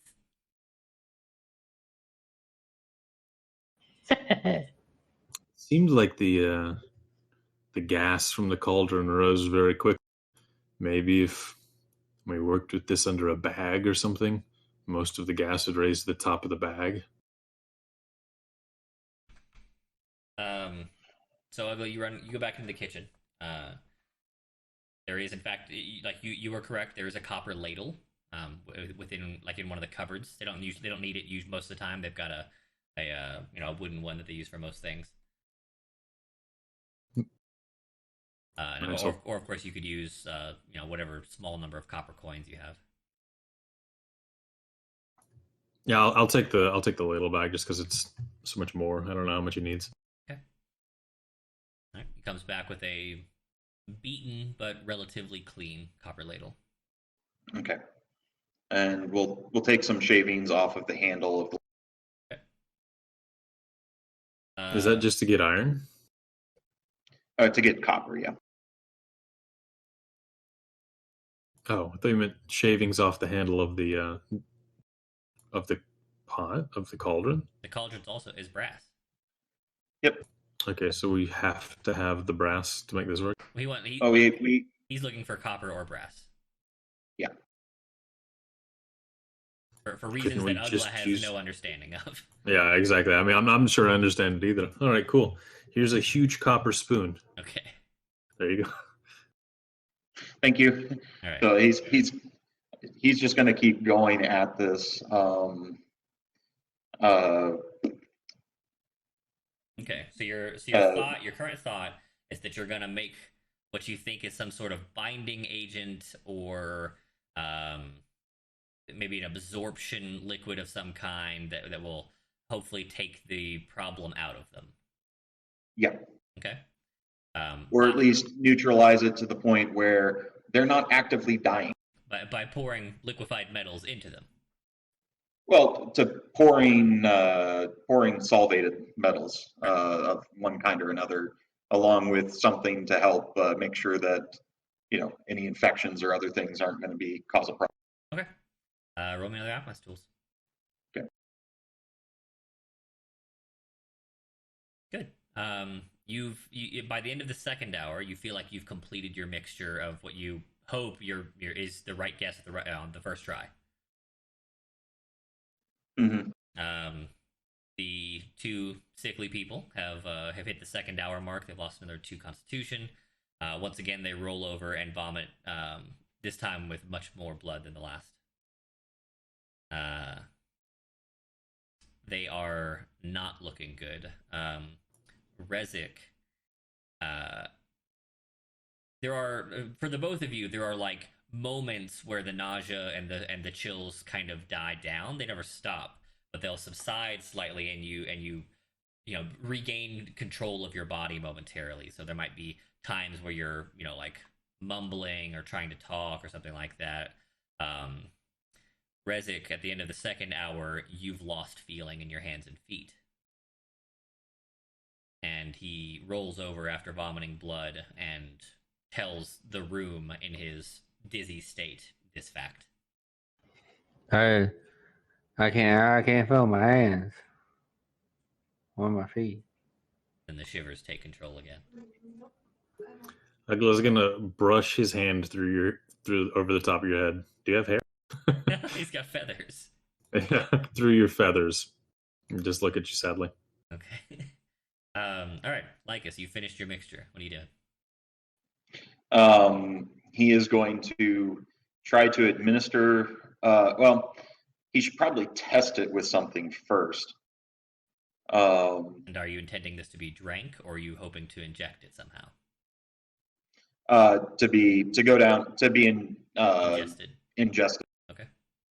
because it's going to be whatever it is. It hit their throat and is causing them to bleed, or at least it's hit their lungs and causing them to bleed. Right, so And roll me hopefully another it's the medicine throat. check, actually, Lycus.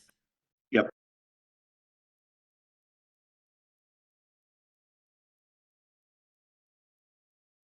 Okay. This is a gas problem, so it is either the esophagus or the lungs, not likely to be the stomach. Yep. Well, esophagus. It's likely to be the throat, and so he's going to ask Ugla to get a little bit of their. Actually, he'll go over there and get a little bit of the vomit Mm-hmm. and test the tincture on the vomit. Okay, that's clever. I like that.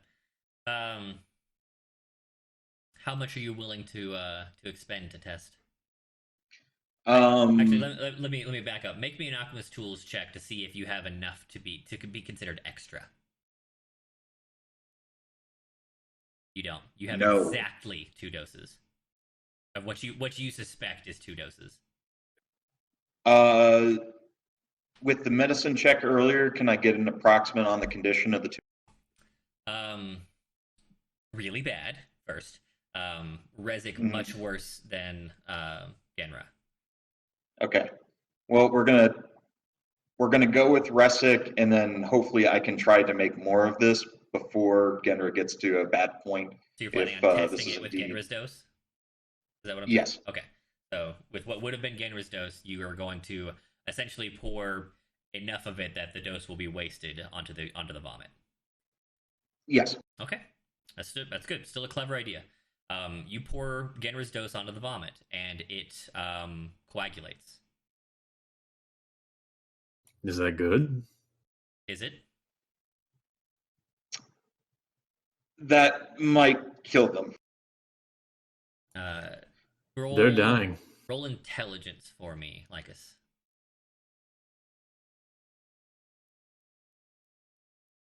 You get the feeling that, in fact, you have the alchemical intuition that this is probably the right path, but it definitely creates a different problem. That you'll pull the poison out of their esophagus, and in doing so create a blockage that they will swallow, and then put the poison into their stomach. Okay. All right. Ugla, do you know how to make sure that people cough up whatever's causing a problem, or to induce? I mean, I only cough when I inhale, I don't know, pollen, dust, something like that. Okay. Would inducing vomiting cause a issue While I was coughing? to Rain?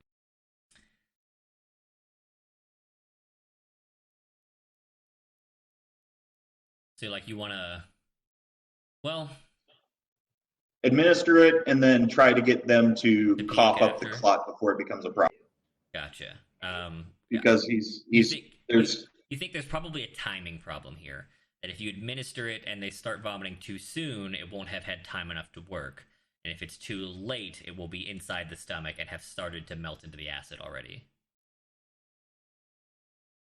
So, yes, it is an option, but it is a difficult one to perform. right. So something that would coagulate it and make it so that it's not going to immediately melt when it comes in contact with stomach. Right. If you had some sort of hardening agent of any kind, that might be beneficial here. Then at least they just have a poison pellet to poop out later. All right. So probably something like lime. Maybe. You don't Lycus, should I try to find a doctor? I think they're gonna die. The question is kind of what elements, like having an unknown poison that you think you can cause to coagulate now. Do you know what other elements, right, how they might react with the hardened form of the coagulant poison? Right. So will lime work? It would work on other things. Will it work on this? Question marks. Okay. Well, he'll get a piece of chalk, crush it up, put it on the tink on what's remaining of the The material the hard of vomit. outside. Yep. Okay. It coats it, and but other than that, it doesn't seem like anything happens. Okay. You don't know if that, like, maybe that's a good sign or not. Right. Ugla asked that question. Should I get a doctor? They seem to be dying. Yeah. Go ahead, Ugla. I'll try to manage this while you're. All right. While you're. I'll see if I can find us some help. So I'm going to go back out into the kitchen. There's no other things that I can. So this is like an offshoot of the kitchen. There's no other where I can go, right? Correct. Okay. So I'm going to go up to the door and see if I can just like push it open real quick. Like, how strong is this lock? When you attempt to push it, so the last time you were in a hurry, you pushed it, nothing happened, you assumed it was locked, you left. Yeah. This time you're actually trying to open the door on purpose, and it's not locked, it's stuck. In fact, it's so stuck it doesn't even move. It's not like jammed. I mean, like, you push and nothing happens. Oh, that's strange. And doesn't move even like a little bit when I put my weight into it? No movement whatsoever. You're trying at like the center where the creases are, where most people would open it, like a door or a double door. Right. You pushing on, you put your arms on it, and it bows a little in the center of the thick wooden door. So you can tell you're pushing the wood, but the seams, the actual like outsides of the door, stuck fast. Okay. Well, it looks like the edges. The edges of it are sealed. Obviously, like just pushing at it's not gonna do it. I'm gonna have to try it the old-fashioned way. I'm gonna try and just kick a fucking hole in the door. Okay. Roll strength.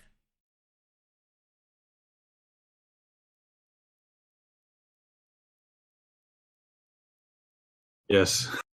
Nice. Yeah. Enraged that friends are dying. You put a foot through the door. You're kicking, and I'm assuming you're not fucking like Bruce Lee, high kicking it. You're kicking the lower half of the door, trying to kick a hole in it. I'm kicking the piece that moved when I put my body up weight here with your shoulders, because you were pushing like this. So are you trying to high kick way up here? Whatever area was giving a little bit. That's what I'm saying. Is exactly where he. So you're gonna try to high kick. I suppose. Okay. Or try to body slam. I'm just asking, trying to figure out what the scene looks like. He went to try and put his foot right there in the middle of the door. Okay. Hard as he could with that. You back up and take a running jump, because the only way you're gonna get your foot up there. And you fucking Bruce Lee, or no, what's Liu Kang? You Mortal Kombat your way into the door. Fucking into the door.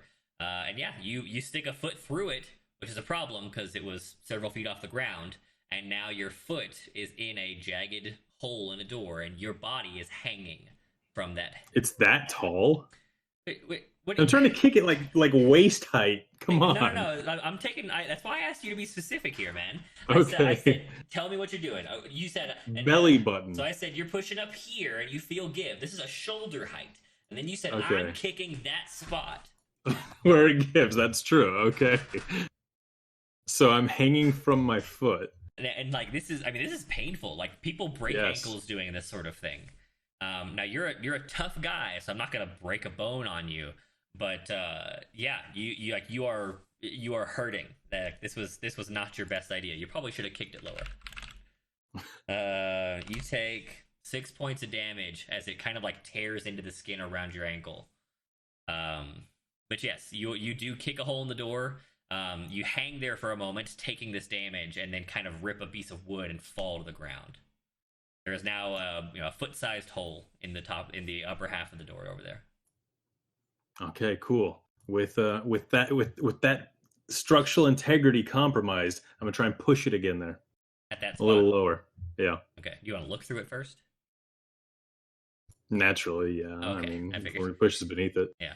So you stand up, wincing a bit as you feel the damage in your foot, and you look through that hole, and the interior of the inner room is occupied. You see maybe 6 figures within sight, from the hole at least, all of which are wearing these like thick glasses, like real thick, maybe like Coke, those old like Coke bottle bifocals. And they are staring at the spot in the wall where the maid's room should be. and they've all got like notepads and are taking notes. They don't seem to have noticed that you've kicked a hole in the door at all.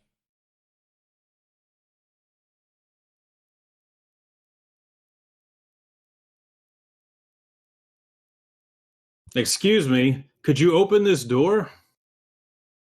No response. Okay. So yeah. So he's I think he's understanding a little bit of what's going on. So yeah, he's gonna try and just like tear apart more of the door, push further down in the stairwell. You start grabbing the big jagged chunks and just ripping them out so you can do more leverage with your feet that way. Yeah, it'll probably take you 10 minutes, but yeah, you can basically rip this door apart from the middle section and then squeeze through. Because yeah, the like there's something is basically glued these doors in place around the seams.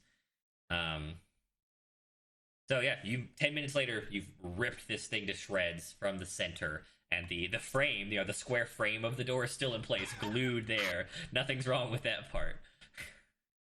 All right, you can slip through. It's just this room full of people. There, yeah. With So Coke bottle glasses. Now that you can actually like step through or put your whole head through, you can see that there's actually more like 26 of them.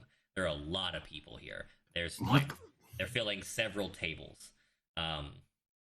And they have they're all staring at the wall where the maid's room would be, taking notes. Excuse me, my friends have been poisoned. We need a doctor.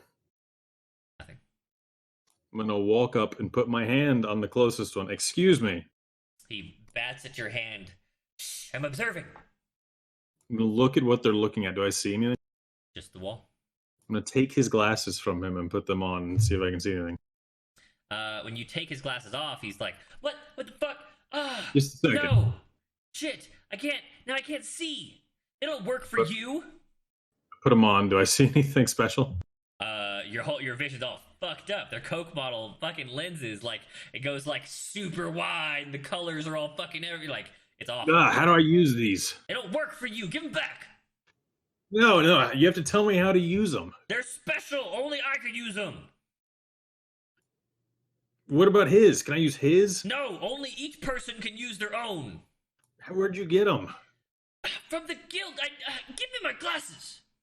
Did you guys poison my friends? Of course. How do I cure them? That's his problem. Yeah, he's really working at it. Good. I know, man. Is this the Alchemist Guild? You don't get to know. Give me my glasses. Totally is. That's what that symbol meant. How about you tell me how to cure one of my... Fuck, there's so many of you. I'm going to look at him real strong and be like, I might not be... I'm going to put my arms on each of his shoulders, and I'm looking straight in the eyes and say, I might not be able to take all 26 of you with me, but I will take you with me if you don't help me cure his poison. And then roll intimidation. Sure, roll intimidate. He looks genuinely cowed. He says, fine, geez, can I have my glasses? If you help me cure them. I will help you. Yeah. You give him his glasses back? Okay. Yes. All right, he stands up. Assuming you let him, he attempts to stand. Yeah. He starts fiddling around with his pockets and shit, looking like he's looking for something. He finally pulls out a stone or maybe like a small contained pouch. He squeezes it and he vanishes.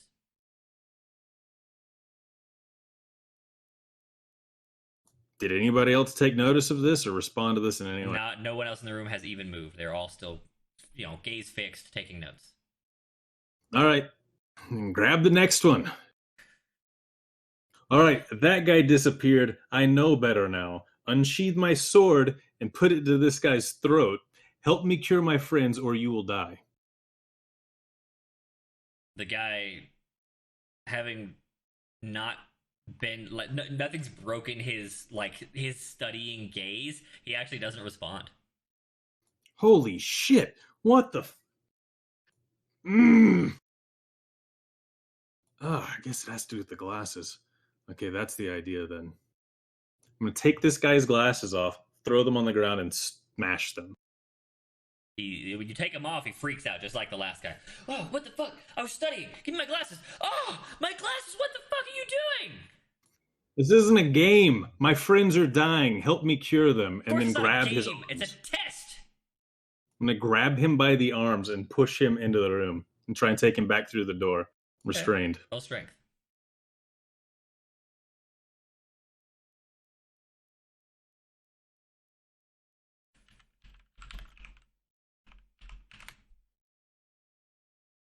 All right.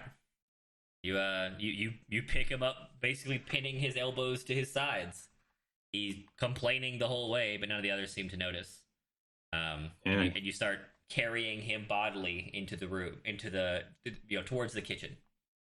You're gonna help me heal my friends. Your test is done. It doesn't matter. You can't see it anyway. And you're gonna help me without using your hands because the last guy who did that vanished, or I'm going to kill you. Do you understand? I can see it just fine with the glasses. What do you don't need glasses to see. I needed them to see through walls. The walls, you're going through this door. All right, so you've got him in the kitchen now. Seeing that he's realizing that he's about to be in trouble and probably about to jeopardize the test, he yells out a word in a language that I don't think you speak. No, I speak Orin. Nah, I didn't. All right. Listen to Orin. Yeah. So it's not bird folk and it's not Orin. He calls out a word. And he in a panic, he goes ah! And and he had leaned his head back towards the main room.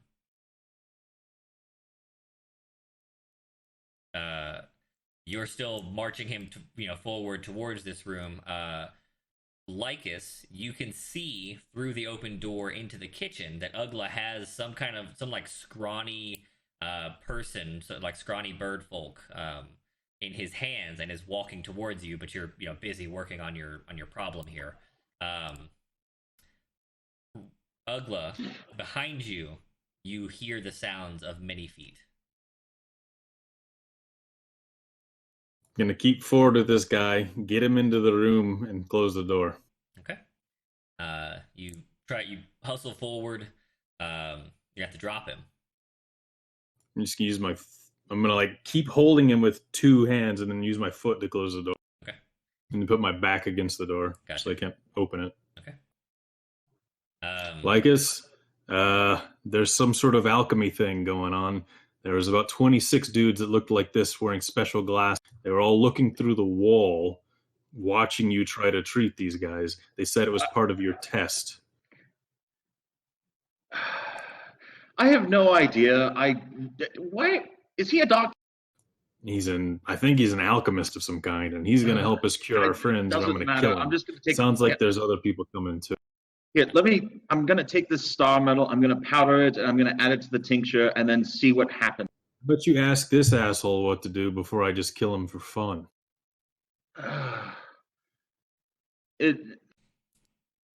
Can you help them? Of course, I could help them, but I will not help the pretender. Who's the pretender? You! He spits on you. Me? Or he attempts to spit on you. Why would these innocent lives die? What do they have to do with him? We're just trying to stop the fire. I don't know what you're talking about. Yeah. You're killing my friends because you're mad at him. These are separate people. It makes no sense. Agreed. Anyone who consorts with the pretender deserves their fate. Well, you're talking to him right now. If he's not willing to help us, throw him out the door. I'm busy on helping these two. So there's a whole army of people out there that are. That's why you throw him out the door. I'm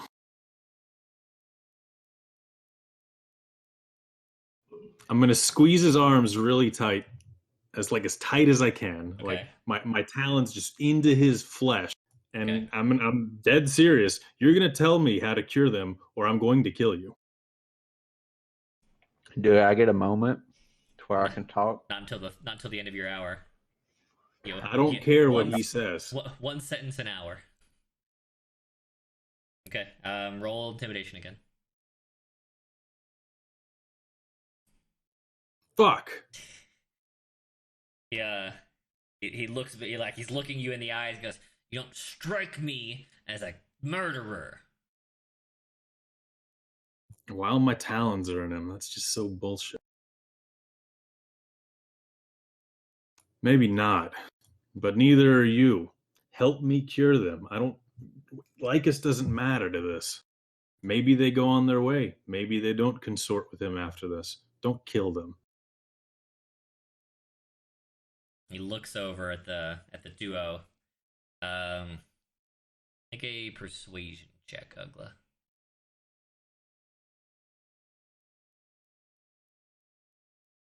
This guy just didn't respond well to violence. Yes. He looks over at them, and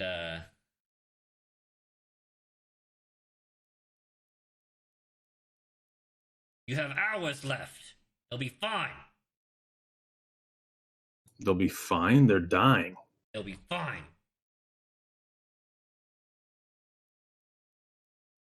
What should I do? Just leave them? Wait for the pretender to fail.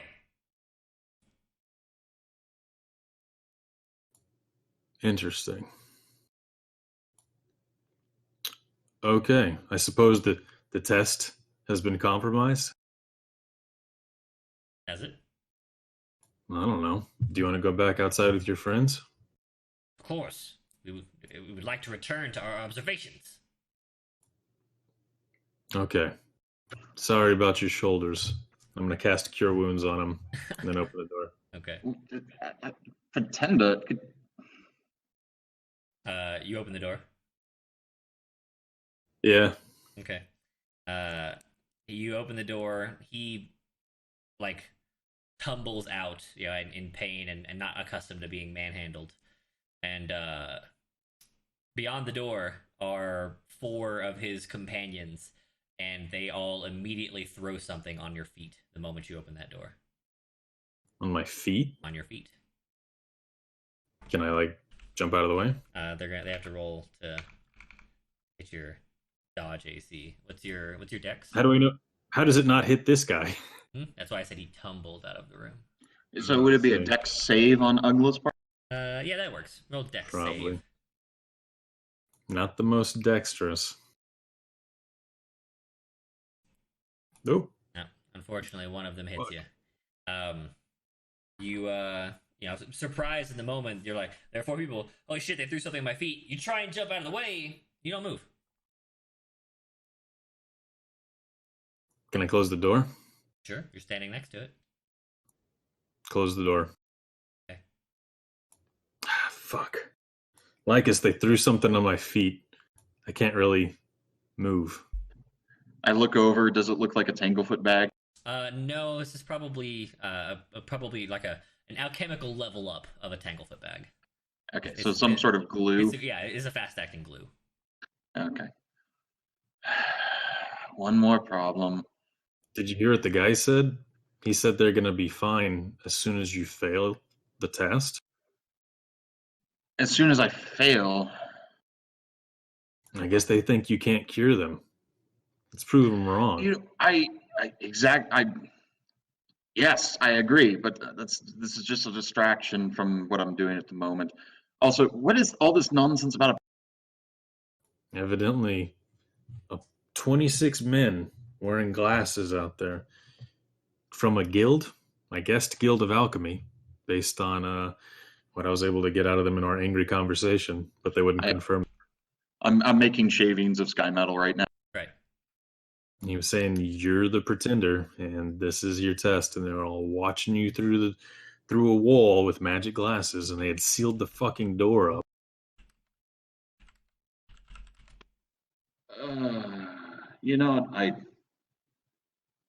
That's a problem for later. This is a problem. Yeah, do everything you can to cure them, but that guy said they'll be fine, and he seemed like he was telling the truth. So cure them if you can.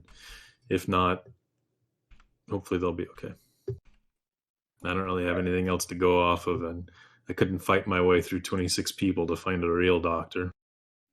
So I look down at the pot. What's happened to it? Okay. The end of the second hour, you check back the pot. Yes, more of the base has turned into that blackened pig iron. You're well into the third hour by the time you finished your sky metal powders. Okay. What's your plan? I'm gonna have Ugla make more, get more powdered copper and I can't alcohol. move. Ugla can't move. Oh, Ugly can't move. Shit. You still have And the there's ladle pig. though. I move the distillation unit over to him. Okay. Ugla assists in creating more powdered copper from the ladle. Yeah. And I'm gonna use using more of the vomit. Use the sky metal tincture or some of the sky metal tincture to try to see if it works this time around, and hopefully doesn't Okay. You coat the the vomit poison ball that you had made earlier. First in chalk because you've already put chalk on it, and now in sky metal. It looks completely coated. To a test poke from a stick or something, it seems pretty hard.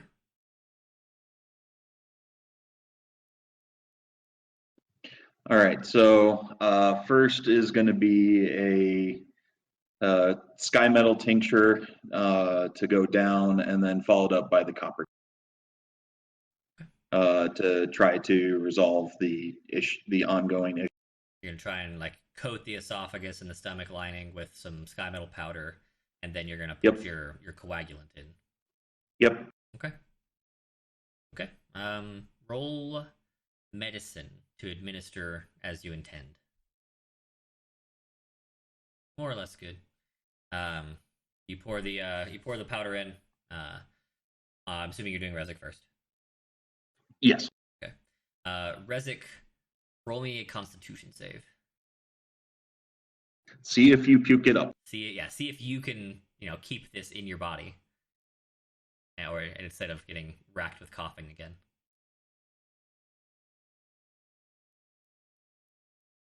Yeah. You've only got the powder in, and you can see Rezik's entire respiratory everything start to seize up. You know he's gonna cough soon. You could try and do something about that if you want. Cover his mouth, or but what would you think to do? If he's going to cough, I'll just go ahead and roll a medicine check to see what Lycus comes up with. Okay.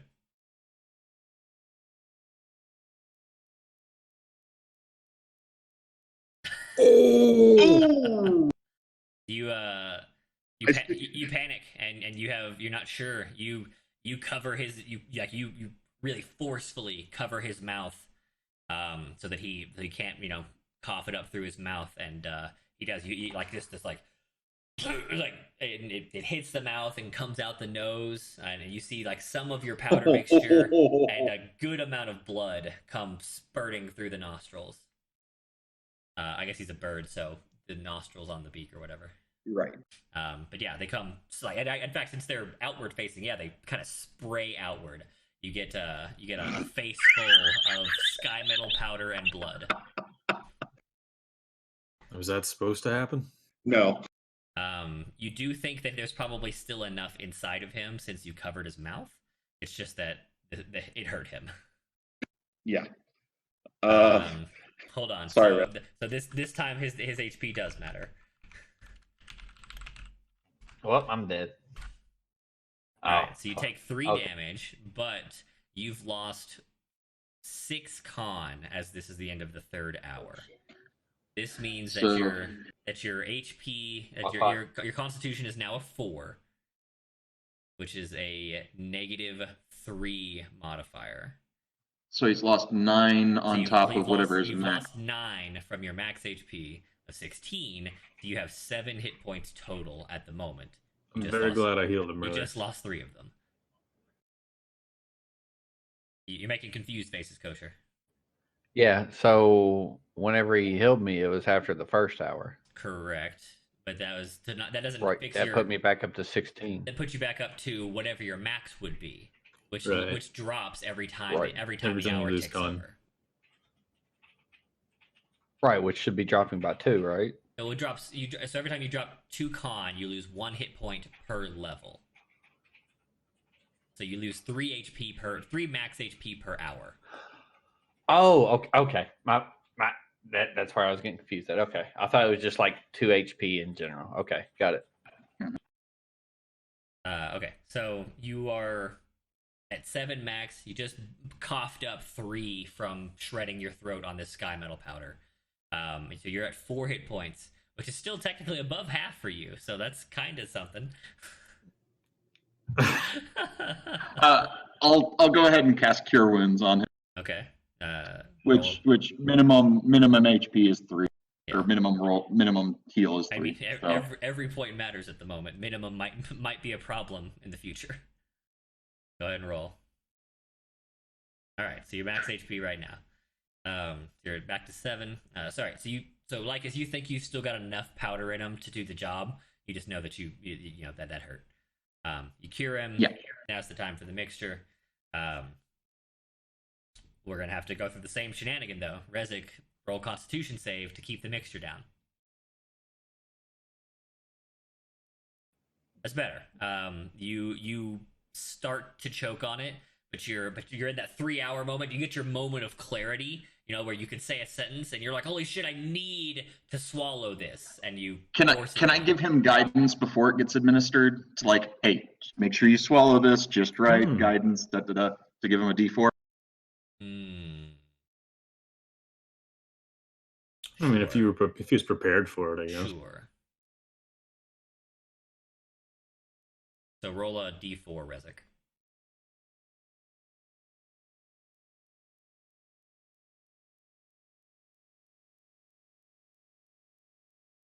All right. So you got an All right. 11. Results more or less the same. You have a slightly easier time of it, but your body's thinking that it needs to get rid of this, but you have your moment of clarity. You choke it down. Cool. Rezik, you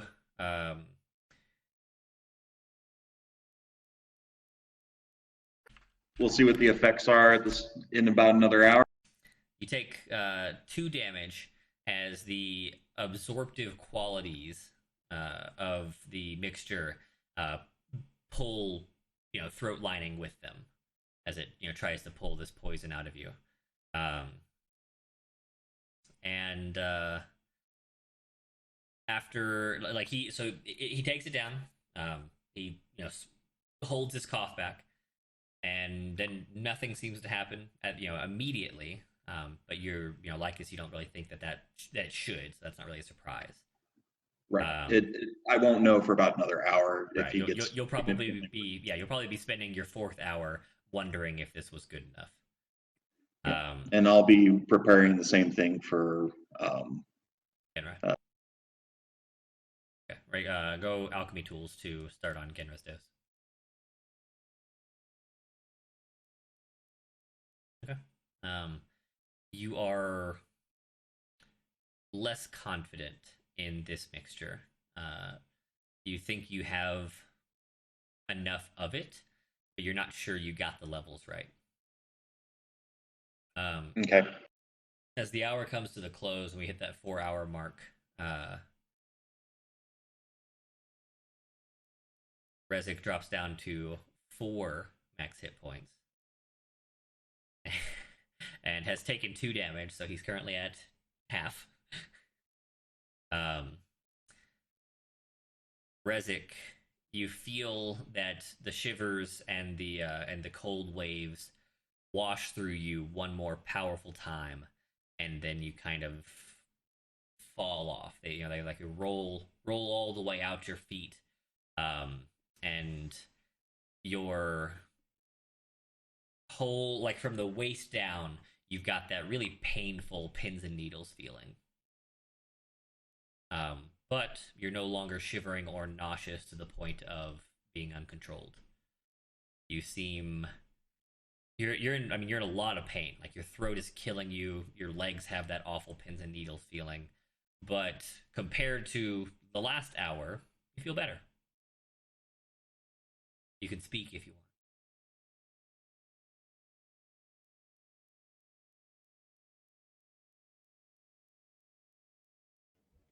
I obviously wasn't aware during the time that they brought somebody in, so I'm sure it was more like an opportunity thing. So I can't really, so I don't say anything. Okay, that's good. I'm You're just gonna awake, lie though.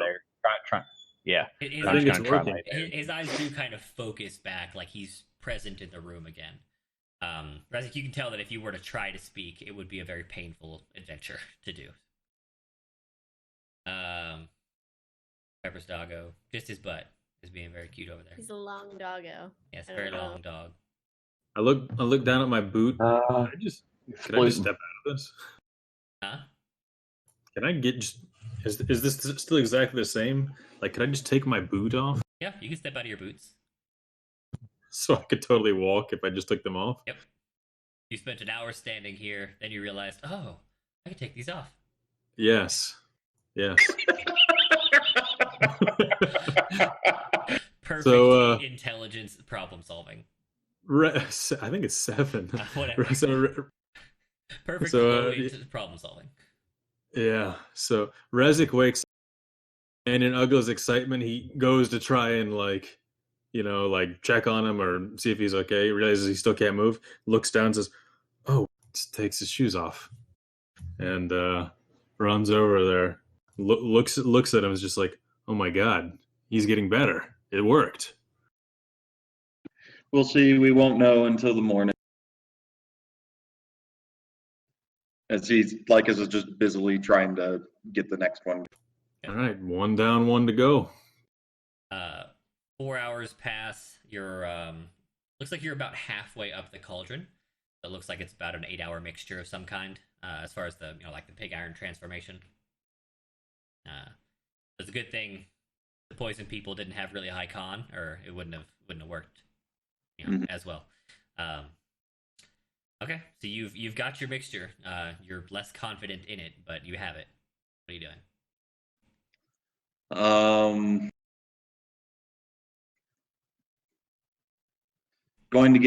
Going to try check on Genra's condition and then try to make one more if I think.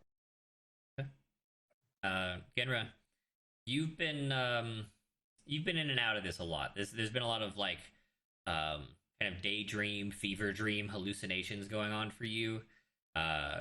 You spend a lot of time when you're like in the real depths of it. You're dreaming of home and just like your mind's trying to put you in a safe place because it knows bad shit's going down.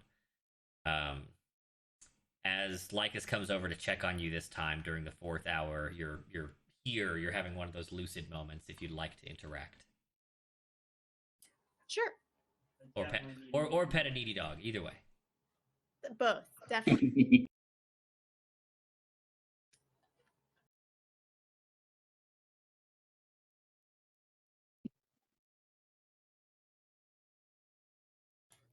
I think she's trying to I don't know speak. why-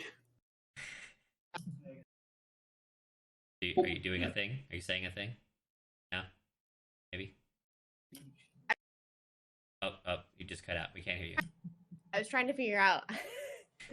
I wanted her to have some sort of dream or something about Aunt Marge. Mm-hmm. I don't know what that would be though. Ooh. She's just. Well, what kind of dream do you want to have? Should you want like a fever I don't nonsense know. dream, or would you like a plotty dream? Probably a plotty dream. I mean, there's- roll D100. What was her god? What was her god? Titus or Titan. Titan? Titus. Titan. You have Altus. She has Titan. Titan. Is this where she She gives sleep to? Yeah. Keeper? Nice. Okay. Yeah. You have this like crazy fever dream about Marge, about young Marge on a blanket under the stars, surrounded by shadowy figures. About young Marge with a pendant upon her chest and this this prayer, this ritual before her as she recites its words about young Marge never sleeping again.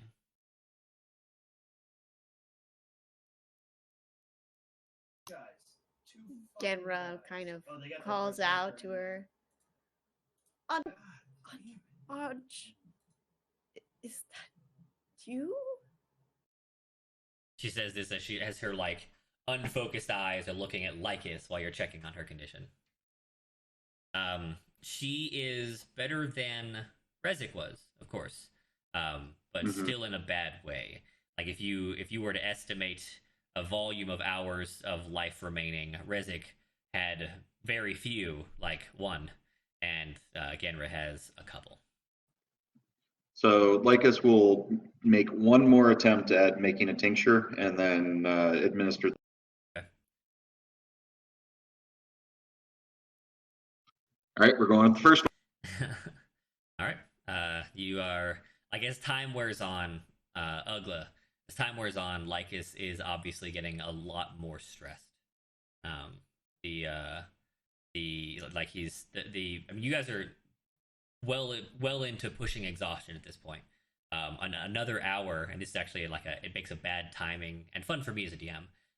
If we push into the last hour of Genra's timeline, your night rolls over and you gain a point of exhaustion, and he starts making all these checks with disadvantage. But yeah, so Lycus is looking beat. The stress is getting to him. He hasn't slept. He's not sure if he's saved Rezik, and he knows Rezik will die soon if he failed. Lycus, you have to trust in yourself. Rezik's gonna be okay, and I think Genra's gonna be okay. If you think there's any chance that what you've just made can heal her, just give it to her. All right, let's do it. Okay. We'll go through the same experience here. You got to pour the metal, make a con save. Pour the mixture, make a con save. So metal first. A wet cloud coats your throat and your lower esophagus, and again, where your body instinctively attempts to cough. Or Constitution save. And I'll put guidance on both of them. Okay.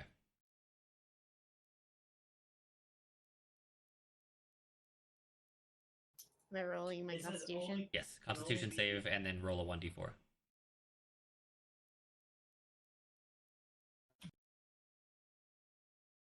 Nice. Yeah, your body is maybe too exhausted, or just knows, instinctively that someone's trying to help, and you don't cough at all. It seems like it goes down just fine. You pour the tincture. Roll again. Hell yeah. Genra, Wow. queen of high Wow. rolls. Champ. Takes the mixture with ease. All right, so we're in the 5th hour now. This is the death hour for Rezik, and 2 hours from death for Genra. Rezik falls unconscious. Genra, your same experience. The shivers start to roll off from top to bottom. The nausea goes with them once it passes your stomach, and then from the waist down, your painful pins and needles. But you do come to, you're fully lucid. Your throat is absolute fire, but you could try to speak if you wanted.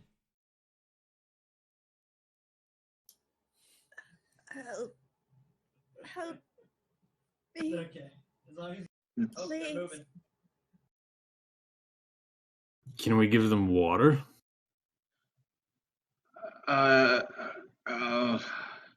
Yes, that shouldn't do anything to the mixture.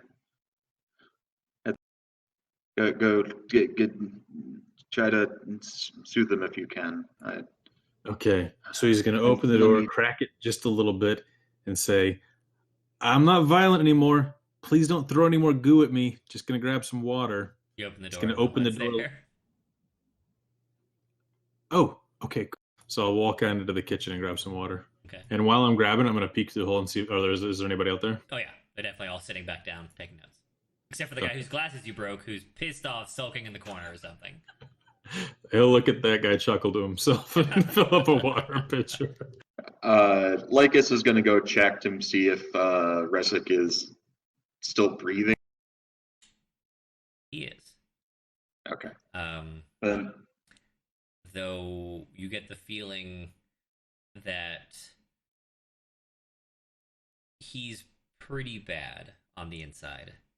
Like the damage done is significant. mm-hmm.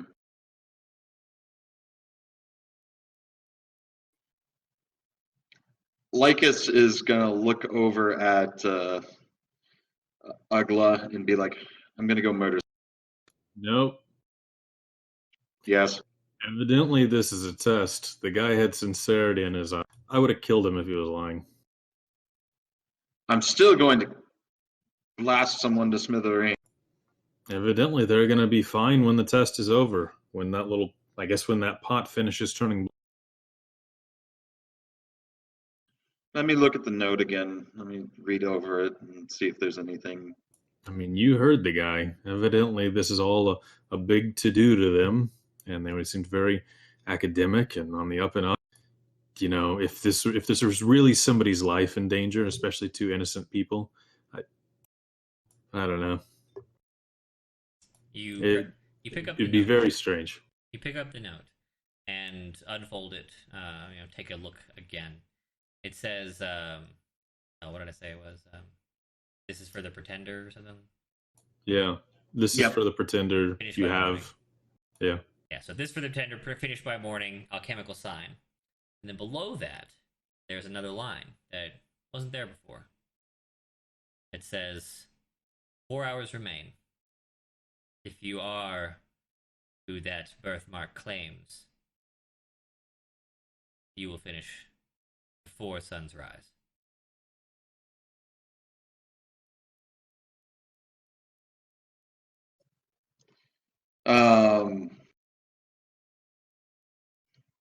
I mean, He's seems like you cured them immensely both, right? confused and is tampering down on his murderous urges. Yeah, this is some sort of controlled puzzle. I'm sure they'll heal them afterwards. I mean, if they're master alchemists, right? Maybe you have to convert everything in that pot into something else. Although I hate having to open it. It's already turning the pot into, as it cools. As it cools? No, it should be doing that from the top then, not the bottom. Right. Well, it should be doing it evenly across. He goes and he's going to roll investigation on. That's a good idea. This is at disadvantage, though. It is. Okay. The pot is definitely undergoing some sort of transmutation. With that roll, looking at the outside, that's all you know based on what activity you told me you're taking. Right.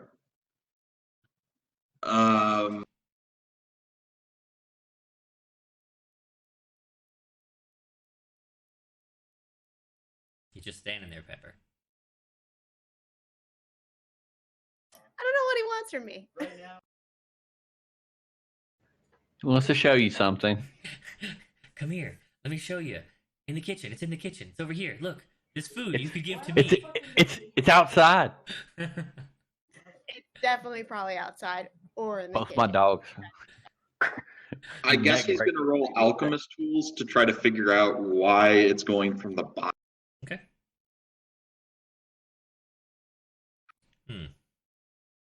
You get the feeling, or the intuition, I suppose, that the change is due to a settling effect. That something heavy must separate over time.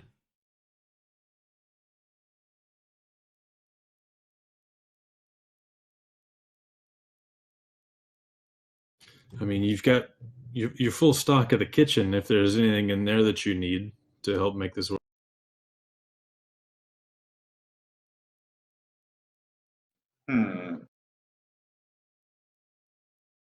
I wish we could identify what the poison is. Well, that would require me to open it up, and to do that, well, protect You know, myself. it is interesting that my lay on hands didn't completely cure them. So maybe not like a venomous type poison of the blood.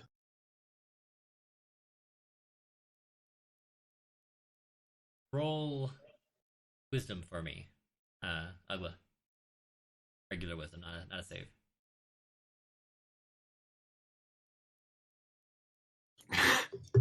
You don't know why that is.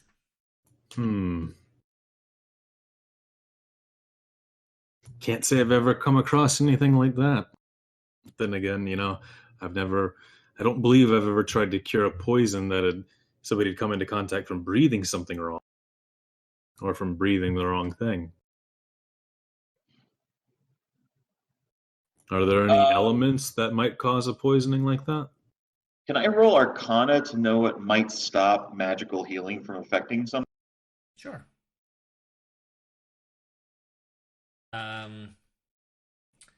Magical healing is primarily intended for wounds. There are special or specific spells designed for things like curses, poisons, and diseases. He didn't cast any of those. He did some sort of divine magic that you don't have a particular understanding of. Nope. Nope. And you're not familiar with paladin magic very closely. Okay. You could also roll religion if you want, Ugla. To see if I can explain to him what I'm doing. Right. At disadvantage. But he doesn't need it. Oh, actually, yeah, you're also too tired. 10's not good enough anyway. But so he's like, I touch them and I put the light of Altus in them, and they're healed. Yeah, I mean that's how he would describe it.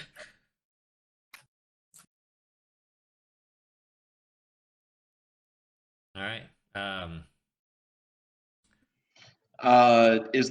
He looks back at the piece of paper and sees if there's anything interesting with the four symbols, or if they're just the four.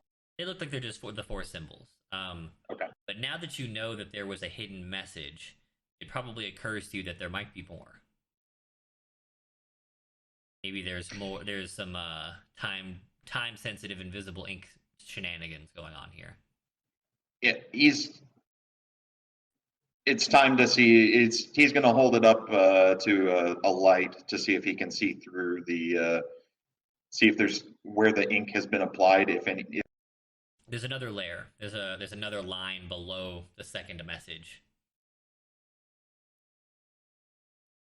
Ooh.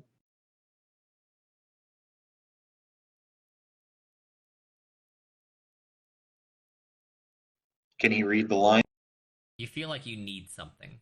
Like you can tell that it exists because the paper is discolored, but it's not discolored in like nice even letter cuts. Right. Your basic historical knowledge in this kind of area, you know that sometimes heat is relevant here. Sometimes a certain chemical will reveal. Yeah, heat is probably going to be his best bet, because if these things are time sensitive, it's probably some alchemical reaction. Okay. And heat might speed it up. Yep. So You've got he'll go plenty of ahead and just heat find a. options. Yep. Okay. Yeah. You do. You reveal what would have been the 6-hour message. Says 2 hours left. You're disappointing me, pretender. Perhaps the settling mixture was too tough for your small pretender brain.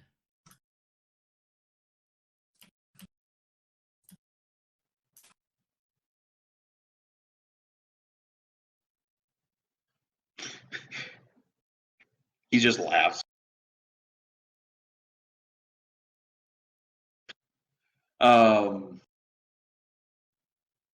He's going to go find a bladder. You have a. You know what? Actually, he's going to find a bladder in a glass jar. You have water skins, and I don't know if they'd have glass. I mean, it's the high quality end. Sure, you can probably find a medium sized glass jar, maybe the size of my large water bottle here. Mm-hmm. What he'll do is that he's going to use the bladder to cover over the mixture while he holds the bottle with a pair of tongs Okay. You from his tinker's kit. So to construct the bladder, you essentially destroy your personal water skin. That's fine. And They didn't have a water skin in the kitchen. why would they need a water skin? They've got water and cups And buckets. and buckets, casks, and all that nonsense. Yeah, that's true. I was just hoping there's the one hanging on the wall, maybe. It's a go treat. All right, so you've got you set up your hopefully safe tools. What are you doing? Cover his face, splash a little bit of alcohol and copper on a mask. Okay. Take it to a separate room away from the patients, You take it to and the then kitchen. try to. Take it to the kitchen. The kitchen. Yeah, in the kitchen. And you're all right. So you're gonna unscrew the top. Yep. All right. Make me an advantaged Constitution save. Sure. Very little of the gas escapes, and even less makes it through your mouth covering. Your throat burns a little, like something got in there, but not enough to be causing you problems. What does it taste like? Oh, good question. It's a how refined would you say your palate is?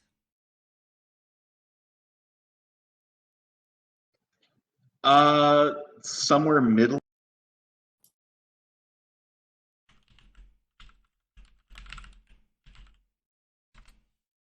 Okay. You get a light hint of some like a nutty flavor. There's definitely an amount of tar. And then like so it goes like it's like a little nutty, weirdly tar-like, and then that both of those flavors give way to burning before it all fades. Mm-hmm. Okay. What does that mean to him? Sounds like it means essentially unfamiliar poison. Like Okay. you know of poison substances and chemicals which definitely have a nutty scent or flavoring. And of course you know what tar is, but that's the easy guess is that's the binding agent. Mm-hmm. The burning, that's the problem, but you don't know what that is. Okay. Well, does he get his jar of So what do you do with the jar? What's your plan here? plan is to keep the bladder over it, set it aside, and put the lid back on top of the. So you're essentially getting whatever's on top. Yeah. Okay. Yeah. You've got a jar. You have this small bottle shaped, worth of jar of this kind of black viscous liquid. He'll shake it around, see how it drains down the side. If there's any particulates, anything else that. Its viscosity is very high, and even inside of your jar, it still seems like it's evaporating, still giving off a fume or a vapor, though it does not appear to be hot. It does not have any particulates or any sort of solid matter that you can see. Okay.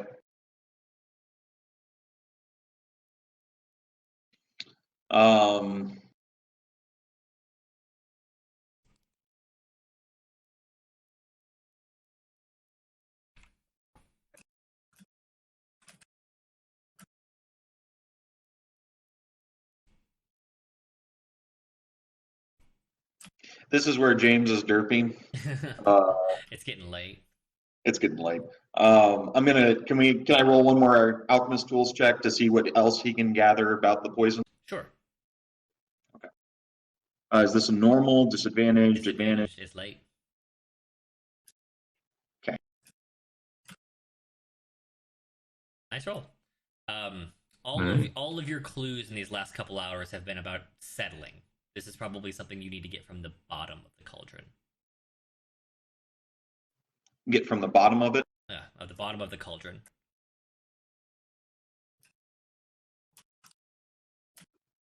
Given how thin the he doesn't want to punch a hole in the bottom of it, but it's either somehow Either that or pour it out, right?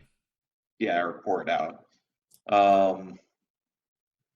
You know what? He's gonna get a tack, and he's gonna punch a hole in the side of the cauldron, and then use the tack to drain out a little bit up from the bottom. Probably the safer choice. Okay. Yeah. Roll dex. Okay. Shouldn't be hard, but you're real tired. Yeah. Sure. I'm just looking for a 5 here. Yeah, so you punch a slightly larger hole than you intended. If you wanted to seal it again, you're going to have to push your whole tack in there and hope it holds. Right. But yeah, you punch a small hole and liquid starts to pour from the bottom very quickly. It's crystal clear, slightly tinged blue, and not viscous at all. And okay, and then an alchemist tools check on. I have some suspicions of that, but Sure. I'll make the because let's see if he knows. Okay. Lucky number 13. This is either a harmless liquid or the antidote.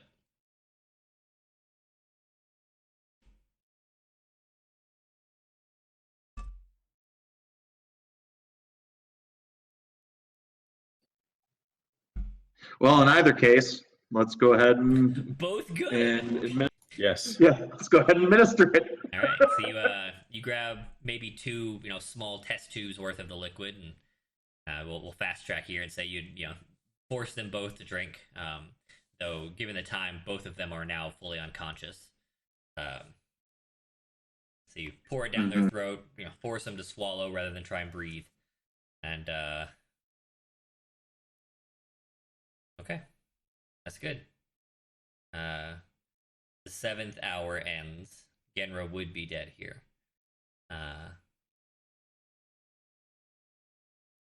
Rezik awakens. Rezik, you still feel like Lycus total is sitting garbage. in his chair and is about to fall asleep. Okay. We'll fast track the end of that 7th hour. Lycus and Ugla both sitting around with that, worried mother hen kind of deal going on, trying to stay awake to make sure their friends live, but exhausted beyond the point of, staying up much longer if able. Ugla's very tired, but when the test ends, if they don't magically feel better, he's just gonna lose. Okay. Lycus is going with him. All right, so the 7th hour ends. Ugla, your impatience has gotten to you. You're going outside. It's time to go to crack some skulls. Oh. You're like it's like the super tired, the extreme worry, and the the frustration with the situation. It's too much. You're either going to bed or you need to go hurt someone. Okay, but the cauldron's not fully black or whatever for the end of the It's still test. It's still got like one sliver left. I mean, he still believes that it's a bit of a test, and that after it's over, they will be okay. Okay. Just from how close he was to that guy and what he saw in his eyes. Okay. So the 7th hour comes to an end, and we hit our 8-hour mark, and that last sliver goes full black pig iron. Rezik and Genra come back to consciousness. Lycus is currently like throwing his arcane firearm between his.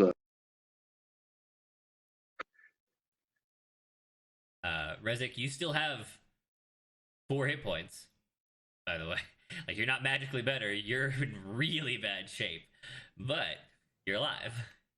So it finishes. Do you feel okay? I look at them. They still look terrible, They right? look awful, like on death's door. Genra slightly better, but not by that much of a margin. Okay, so he stands up and opens I guess the door was open. Walks out into the kitchen. Starts walking towards the door to just smashed in door there. And are there still people out there? The double doors back into the main room are open, and there is no one there. Okay, so I'm gonna walk out there and look around. Okay. The large empty room. The night manager, the night guy on the desk is hanging out on the far end, kind of near the door, just polishing a glass. Oh, sir, is there something I can do for you? Were there any events going on in here last night? Not to my knowledge, sir. Were you here after hours, or did you just get here? No, I've been here all night, sir. And you didn't see anything weird? I did. Bunch of guys with glasses? Sorry, sir. Must have been a dream. What's that, sir? I could have sworn that. And he turns around to look at the door. Does the door seem fine? No, the door is smashed. So, this door here, smashed apart. You didn't hear or see anything last night? Oh my goodness, sir! Did you destroy our door? No. There's 26 people here with glasses on, going crazy, poisoned 2 of my friends, and smashed in this door. Sir, I've been here all night. I don't know anything about that. Are you feeling all right? What in the world? So you've been here all night, but you didn't notice anything happened to this door? For reference, he was not here when you came out into this room earlier. Right. So I'm going to say it. Okay. Yes, sir. Absolutely. Lean in real close to him. Don't you find it odd that you didn't see anything happen to that door, given its current condition? Well, sir, it must have been that way all night, before I got here. I just hadn't noticed. These No. night shifts are really getting to me. Somebody put you under a spell. The same people that poisoned my friends. Oh, Do you know? nefarious do you know deeds, anything? sir. Do you know anything of alchemists that test other alchemists? A guild of some kind? Well, I mean, there is certainly an alchemist's guild, and I have to imagine there are tests, but I couldn't say I know anything about it. Yeah, I mean, I didn't get a single wink of sleep last night. We've spent the last 8 hours trying to cure our 2 friends from some magical fucking alchemy poison. That sounds like a wild dream, sir. Yeah, I wish it was a dream, but my 2 friends are dying, and me and my other friend have been up all night trying to help them. Well, I hope that. I mean, are they dying? Should I fetch a physician? Yes, please. I will go at once, sir. I hate to impose, but please make sure no one breaks in and robs the bar. And he rushes out the door. I'll stand guard. Okay. Lycus, back in the room, has fallen asleep in his chair. Genra and Rezik, you are nowhere. You did not get any rest during all of that time, so you are totally exhausted, still in pain, throats on fire. Your legs are starting to come out of the pins and needles state, so that's something. I'll bring you more water. He comes in with water. You see Lycus asleep. Do the 2 of you want to do anything? No. Probably maybe call out just another time. On launch. I just scowl really, really roughly at Kenra. All right. Y'all get some sleep if you can. I got a doctor on the way. Genra seems like she's still out of it to Ugla. And for some reason, Rezik seems really mad at Genra. There's a dog in the background that seems confused about the whole situation. No one's sure what's going on. He's disappointed too. Oh, and disappointed, yes. Oh, yes, he looks disappointed, I can see. Okay. I mean, there's not really a doctor close by, so like half an hour later, a very tired-looking, older Corvum of the crow or raven race comes walking in, looking like he was roused from his bed. Thank you so much for coming. 2 of my friends were poisoned last night by some magic alchemy cauldron. and me and my alchemist friend were up all night trying to cure them, and they seem better, but they're in bad shape. Magical alchemy cauldron. Yeah, That's very poison, you say? it seems like it. I'm not a poison expert. Oh, well, I guess I would hope no one was. I mean, are they? But they're fine now. You're saying? They're alive. They look real bad though. Oh, yeah, Just yeah. Show me to them, please, please. they're in the back here, and I'll lead them. You lead him into the back there. It's been a little while, given their exhausted state plus the pain. Resting and Gamer have probably fallen asleep. He starts to look them over, starting with Rezik, who looks definitely worse. He picks up his just does a full body check with eyes and hands. Oh yeah, yes, this young man is. Oh, he's gravely injured. Moments from death. I can't believe he's breathing. Oh my goodness! What poison you said? Yeah, something that came out of that, and I just nod towards the little cauldron. This iron cauldron. Mm-hmm. Is it safe? Probably not. And then I'll rouse Lycus real. Lycus, you awaken from your much-needed sleep. Lycus, there's a doctor here to look at Rezik and Genra. Is it safe for him to look at the little cauldron? I look over at the cauldron. Is it full pig iron? Yeah. Probably. Having heard that and being in a hurry himself, he's already walked over and is starting to has unscrewed the lid. Yeah, the cauldron is filled minus what was taken out with this crystal clear, slightly blue tinged liquid. I see, and this is the poison. No, the poison was a gas that escaped last night. It's all been neutralized. Whatever is in there is just harmless, or the antidote, and I've already admitted. I see.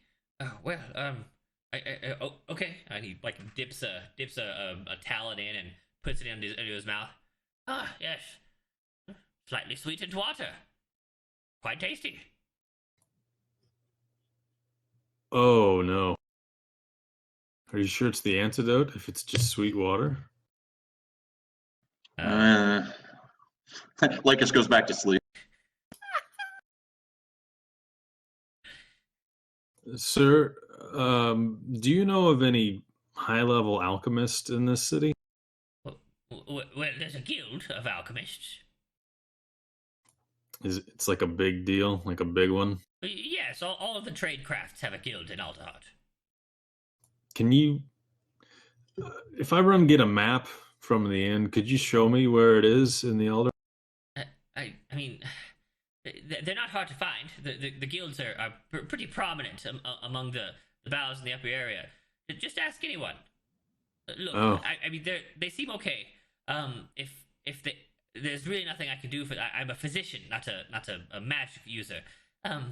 You might take them to the temples. Oh, Nothing's wrong with their bones. So that's really what I'm good for. okay. Well, thank you for taking a look, sir. Well, good night and good luck. I appreciate the help. Okay. The innkeeper will compensate you appropriately. No harm. We're all friends here. Oh, Kind of shuffles out. thank you. Wow, what a guy.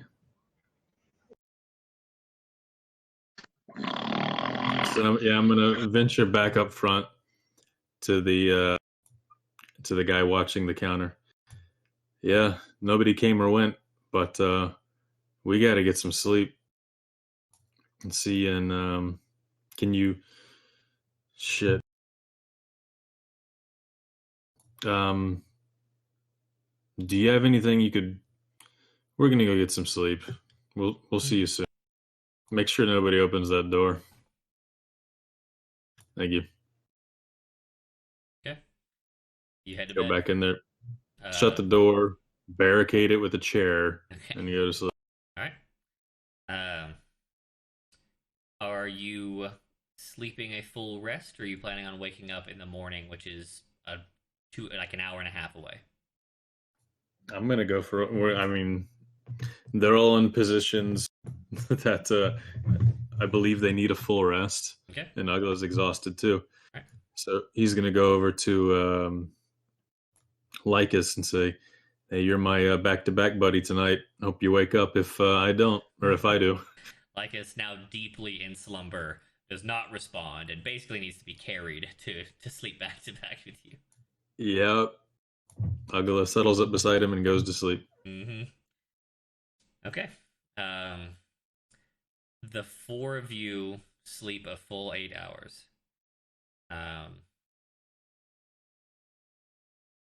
Ugla and Lycus, you healed a full. You don't gain exhaustion. You'll feel fine when you awaken. Resic and Genra, you healed a full. You'll feel like you have 4 HP and like 2 HP when you wake up.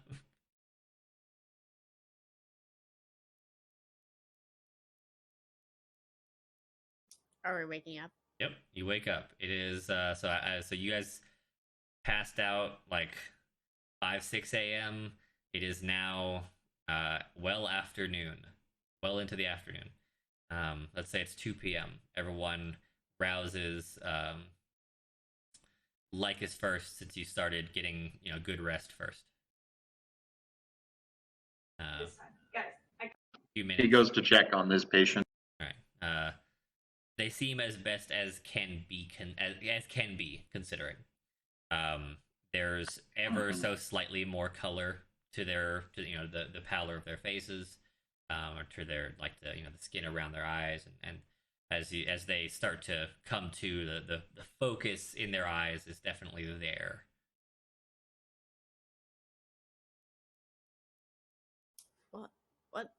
What happened to us?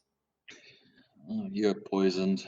It seems to have been neutralized for now, but the damage it did is still hasn't quite healed. What do you? Last thing I remember was Kenner opening that thing. I'm so sorry. Yeah, It's it had some okay. poison gas in it. no. I wasn't. I don't think Don't any of feel us were bad, expecting. Genra, if it hadn't been you that opened it, it would have been me. I suppose that's true. I mean, I'm glad we're all alive. That was a hell of a night. Is Are there your anything boots? extra Are your boots still on the stuck to paper? the floor, Ugla? Oh yeah, over there. The glue binding his boots seems to have dried and crumbled over your slumber. Oh, okay. Go look at the note. Has it changed at all? No, but there is another piece of paper underneath the door from the kitchen. Cool. Looks like our poisoning alchemist guild slipped us another message. Let's open it. And yeah, Genra, you want to open it? He jokes as he starts to open. Okay. It is it looks like a formula. Oh, wow. That's a lot of symbols and such. Lycus, you know what this says? Read. Like his roll alchemist tools.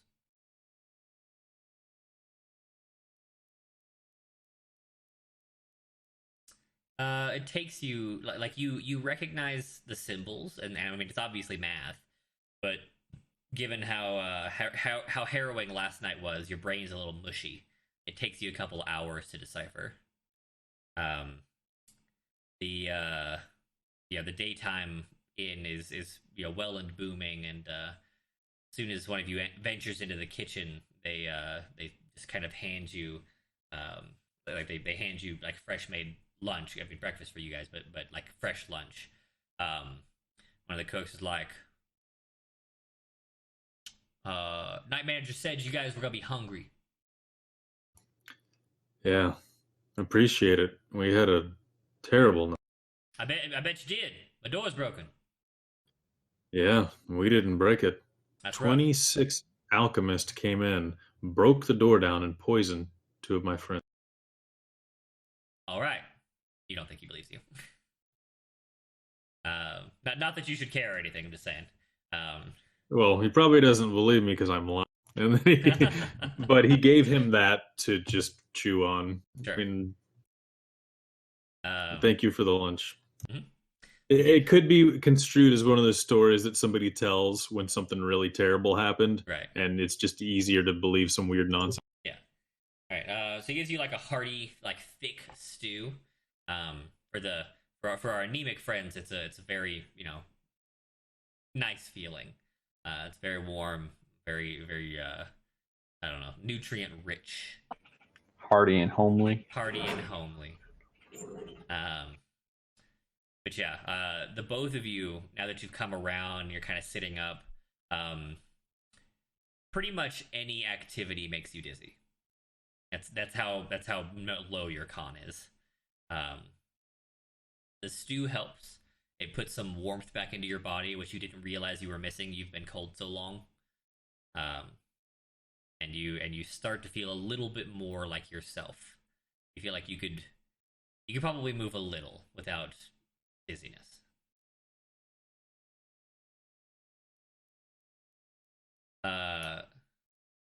Lycus spends the next 2 hours working out the formula. What really tripped you up, Lycus, is that it's not entirely formulaic. Only the top half is a formula. The bottom half is a coded message written to look like formula. The top half, once you figured it out, looks to be some sort of like rejuvenating tonic.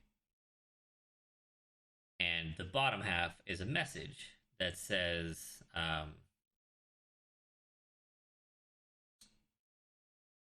Eliza's Emporium after high moon tonight.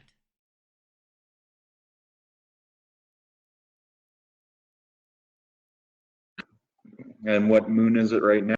It's 2 p.m. So you've got 10 hours. Okay.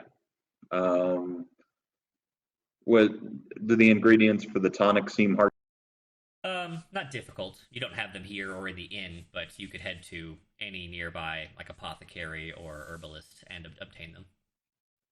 Spend 2 or 3 gold getting those Yeah. those bits and pieces and Def- come back. Yeah, Okay. definitely 2 gold, one per person. I'll give you your 5 gold back. Okay. So it's net 3 gold. Yep. You head out to the nearest would be an herbalist. A lot of the upper tree section is very natural, so they've got a lot of like these like moss gardens and stuff like that going on. A lot of pretty easy access actually to natural alchemical materials. The tonic's not hard to make, but you can tell that it really wouldn't. It doesn't seem like it would be terribly helpful. Like this is just like some reasonably rare herbs in water. It's tea, but it's called rejuvenating tonic. Mhm. However, if you mix it up, you brew them some tea out of this, and your 2 patients drink it, they will recover their constitution at double the rate over the next however long it Few takes. days. Yeah. Yeah. So for the 2 of you, you recover 1 constitution point per full rest per day. Now you'll recover 2 per day. Here, have the vitality. It'll help. Vitality. Thanks. Thank you very much. Okay. So we need to go to the Alchemist Guild and figure out why they did this to us. That's insane. Why they keep calling you a pretender and what that means. I don't know. I have a feeling I'm going to meet with them tonight, though. Oh yeah. Hmm. Do you tell them about the coded message? Yeah, I'll tell them the code message. No, don't. They tried to kill us last time. They sent us a message. if they try to kill me, I'll. It was some kind of a weird, fucked up test. I don't know if we should. I don't know if we should associate with them if this is the kind of test that they give.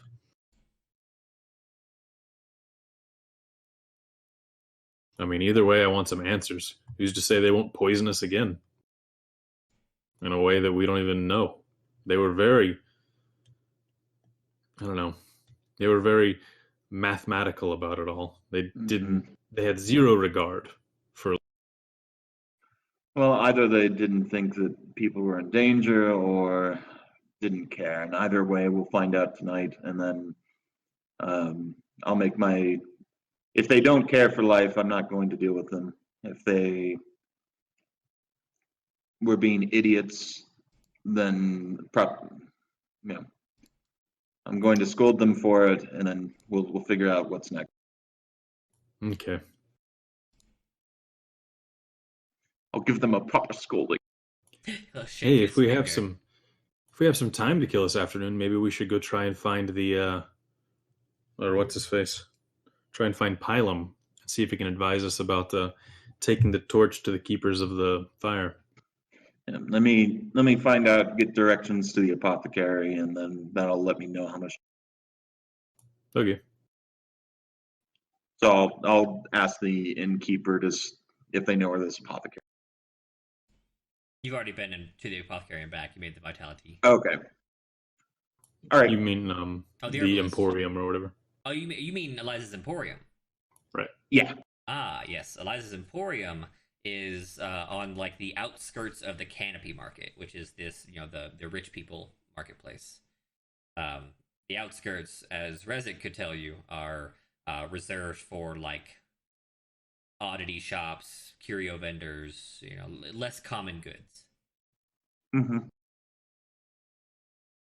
How long would it take to get there? Not terribly, maybe half an hour. All right. Okay. Well, You should be set for tonight then. yep.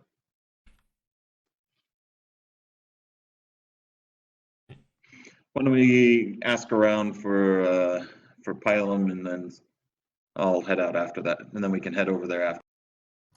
Yeah, I mean, we might be able to just ask around because where we came from, Pontus was pretty well known. Lily was well known in her village. Maybe Pilum's the same. Hey, innkeeper, ever heard of a guy named Pilum? Pilum the Magnificent? The one and the same. Yes, of course. Does he still live here? Yes, of course. Is he a wizard? Well, yes, of course. Does he take visitors? Couldn't say. Never tried. Could you point us in his direction? I believe he's the head of the Arcanists Guild, so try there. Oh, perfect. Yeah, we can talk to him right before we go beat up the alchemist. Well, if he's the head of the guild, let's send a note forward and ask to meet with him in a few days after Rezik and Genra feel better, and then and we can deal with the Alchemist Guild. I kind of feel like we need to take the torch back to these guys pretty soon.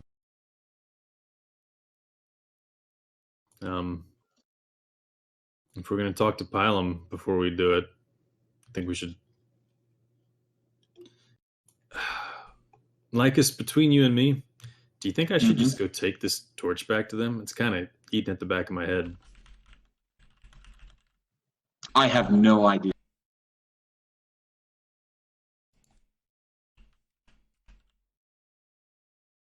It's either an absolutely wonderful thing for a variety of different reasons, or it's an absolutely terrible thing for a variety of different reasons. I feel like if we want to get anywhere, I feel like if we want to get anywhere on this mission, I have to go take that mantle. That's what Pontus gave me in the first place. I kind of feel like I need to see it through.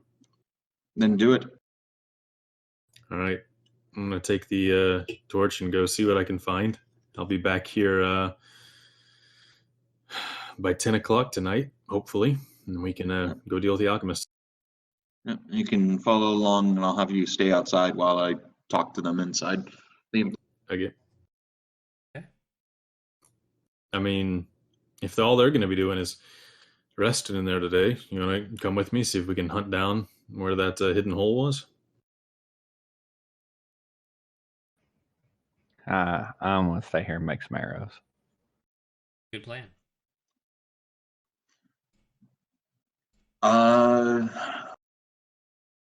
Part of me wants to keep an eye on the two patients, but I don't want you going.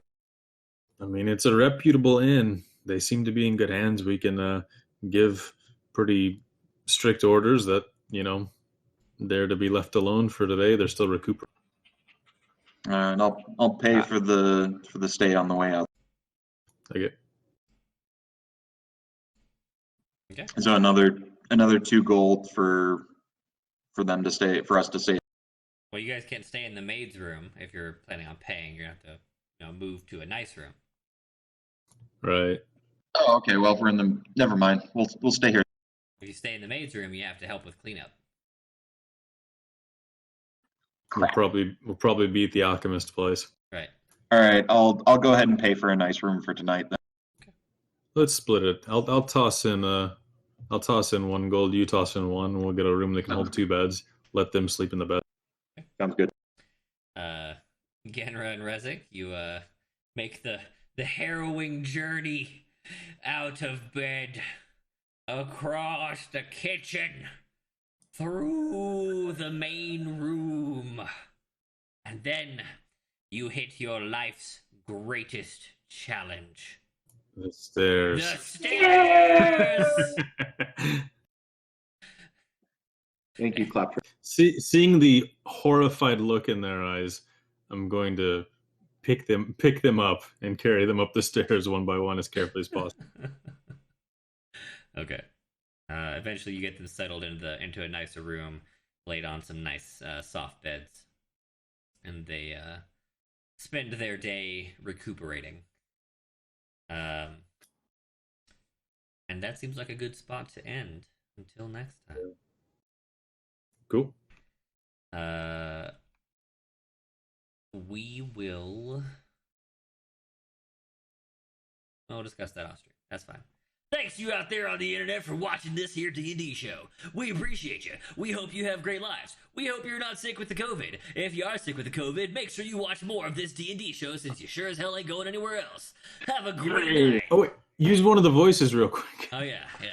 Use the voice. What am I on? The demon voice. What is this, reverb? I don't want to be that one. Let's do Tank Commander. That's my favorite one. Yeah.